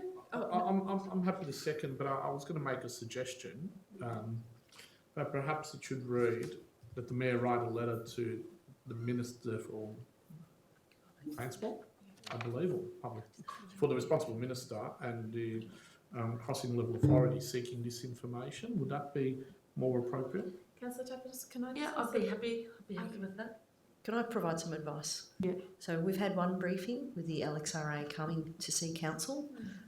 We've requested a second briefing and we are requesting them to come regularly to speak to council. So you have the opportunity to put this question directly to the LXRA when they come to see you as a council to talk to you in progress while they're working up their proposals. So that's what we've asked them to do, and they've undertaken to do that. They've done it once already. They're coming again in the new year for you to ask these questions. So I'm making that suggestion because I'm trying to find a direct route for you to get what you're after. Councillor Bolton? Can I just then respond to Councillor Tapanos? I was initially thinking your suggested alternative would be okay, but I think given the level crossing authority is available to brief councillors, then I think the purpose of my motion is to have a report in a public body because the briefings are not open to the public. And I think the public, after seeing the big debate in the southeastern suburbs about whether or not it's elevated rail line or open trench, and already their residents, I think during the council election campaign, there's some residents who are advocating for an elevated rail line. And I think we need to make sure that residents are fully aware of all of the options, and because Moreland will have to advocate what we think is best in the best interests of Moreland. And I think we need the discussion out in public and not just at closed briefings. So I think just substituting the words of at the February meeting with as soon as possible. Well, I'm happy to second. Thank you. I'll speak in support as well. I do think these are some of the most exciting projects that have been proposed for our city, and certainly something that this council has advocated for over the course of many years. I'm not sure Councillor Kavanagh might be able to let me know, but at least 10, if not 15 years. So it's great to see that we are almost at the end of that process. So putting out as much information to the public and having that consultation about what is a preferred model, I think is a good one. And I must admit that even though there are certain areas that I would like to see it underground to ensure that the amenity above ground is maintained, I also see lots of merit in the elevated Skyrail model as well, if that creates a beautiful linear park and an increase in bicycle lanes and greater amenity as well. So I do think that not every model, not every city is the same, and there might be advantages and to be gained, and we should be able to have that discussion with our residents about what model of construction best suits that particular train station, that particular area. And I think we will be surprised at what our community says, but let's have that discussion. Thank you. Councillor Riley? I just want to speak in support of this, Sue, in terms of making sure that we actually have a really good discussion across the whole city about the importance of this rail improvement, whether it is elevated or tunnelled, etc. And I know there's been a lot of work done on the tunnelling aspect. So it's a really important discussion we have to have, and the timing's pretty critical, as you pointed out, because if we don't do that soon, we may miss an opportunity. And I think it's really important that we take the community with us the whole way. So we really need to get some broad discussion about the direction and how we want to do it, because it might be some real benefits if we look at some of the new proposals about elevated rail and we don't dump it on the community like it happened in the southwest, which is a disaster. We need to actually consult properly and chat about it. Thank you, Councillor Riley. Is there any further discussion? No, I'll put Councillor Bolton's motion to the vote. All those in favour? I declare that carried. So, that brings us to the end of our general business items. We'll now move on to the confidential point that we had previously raised from Councillor Martin. Can I move that we move into confidential business? Thank you, Councillor Kavanagh. Is there seconded? Can I propose Councillor that you move to add it on the agenda because it's not there? Move to what, sorry? We already did that already. Well, yeah, we did. We did add it to the agenda, but we did say Yeah, we're you coming did back. it already. Yeah. You did. We moved the motion to add it to the That's agenda. It was part That was of part of the the motion that was provided. Yeah. We included. Yeah, I move that we move into confidential. Thank you. Seconded by Councillor Ratnam. All those in favour? I declare that carried. And to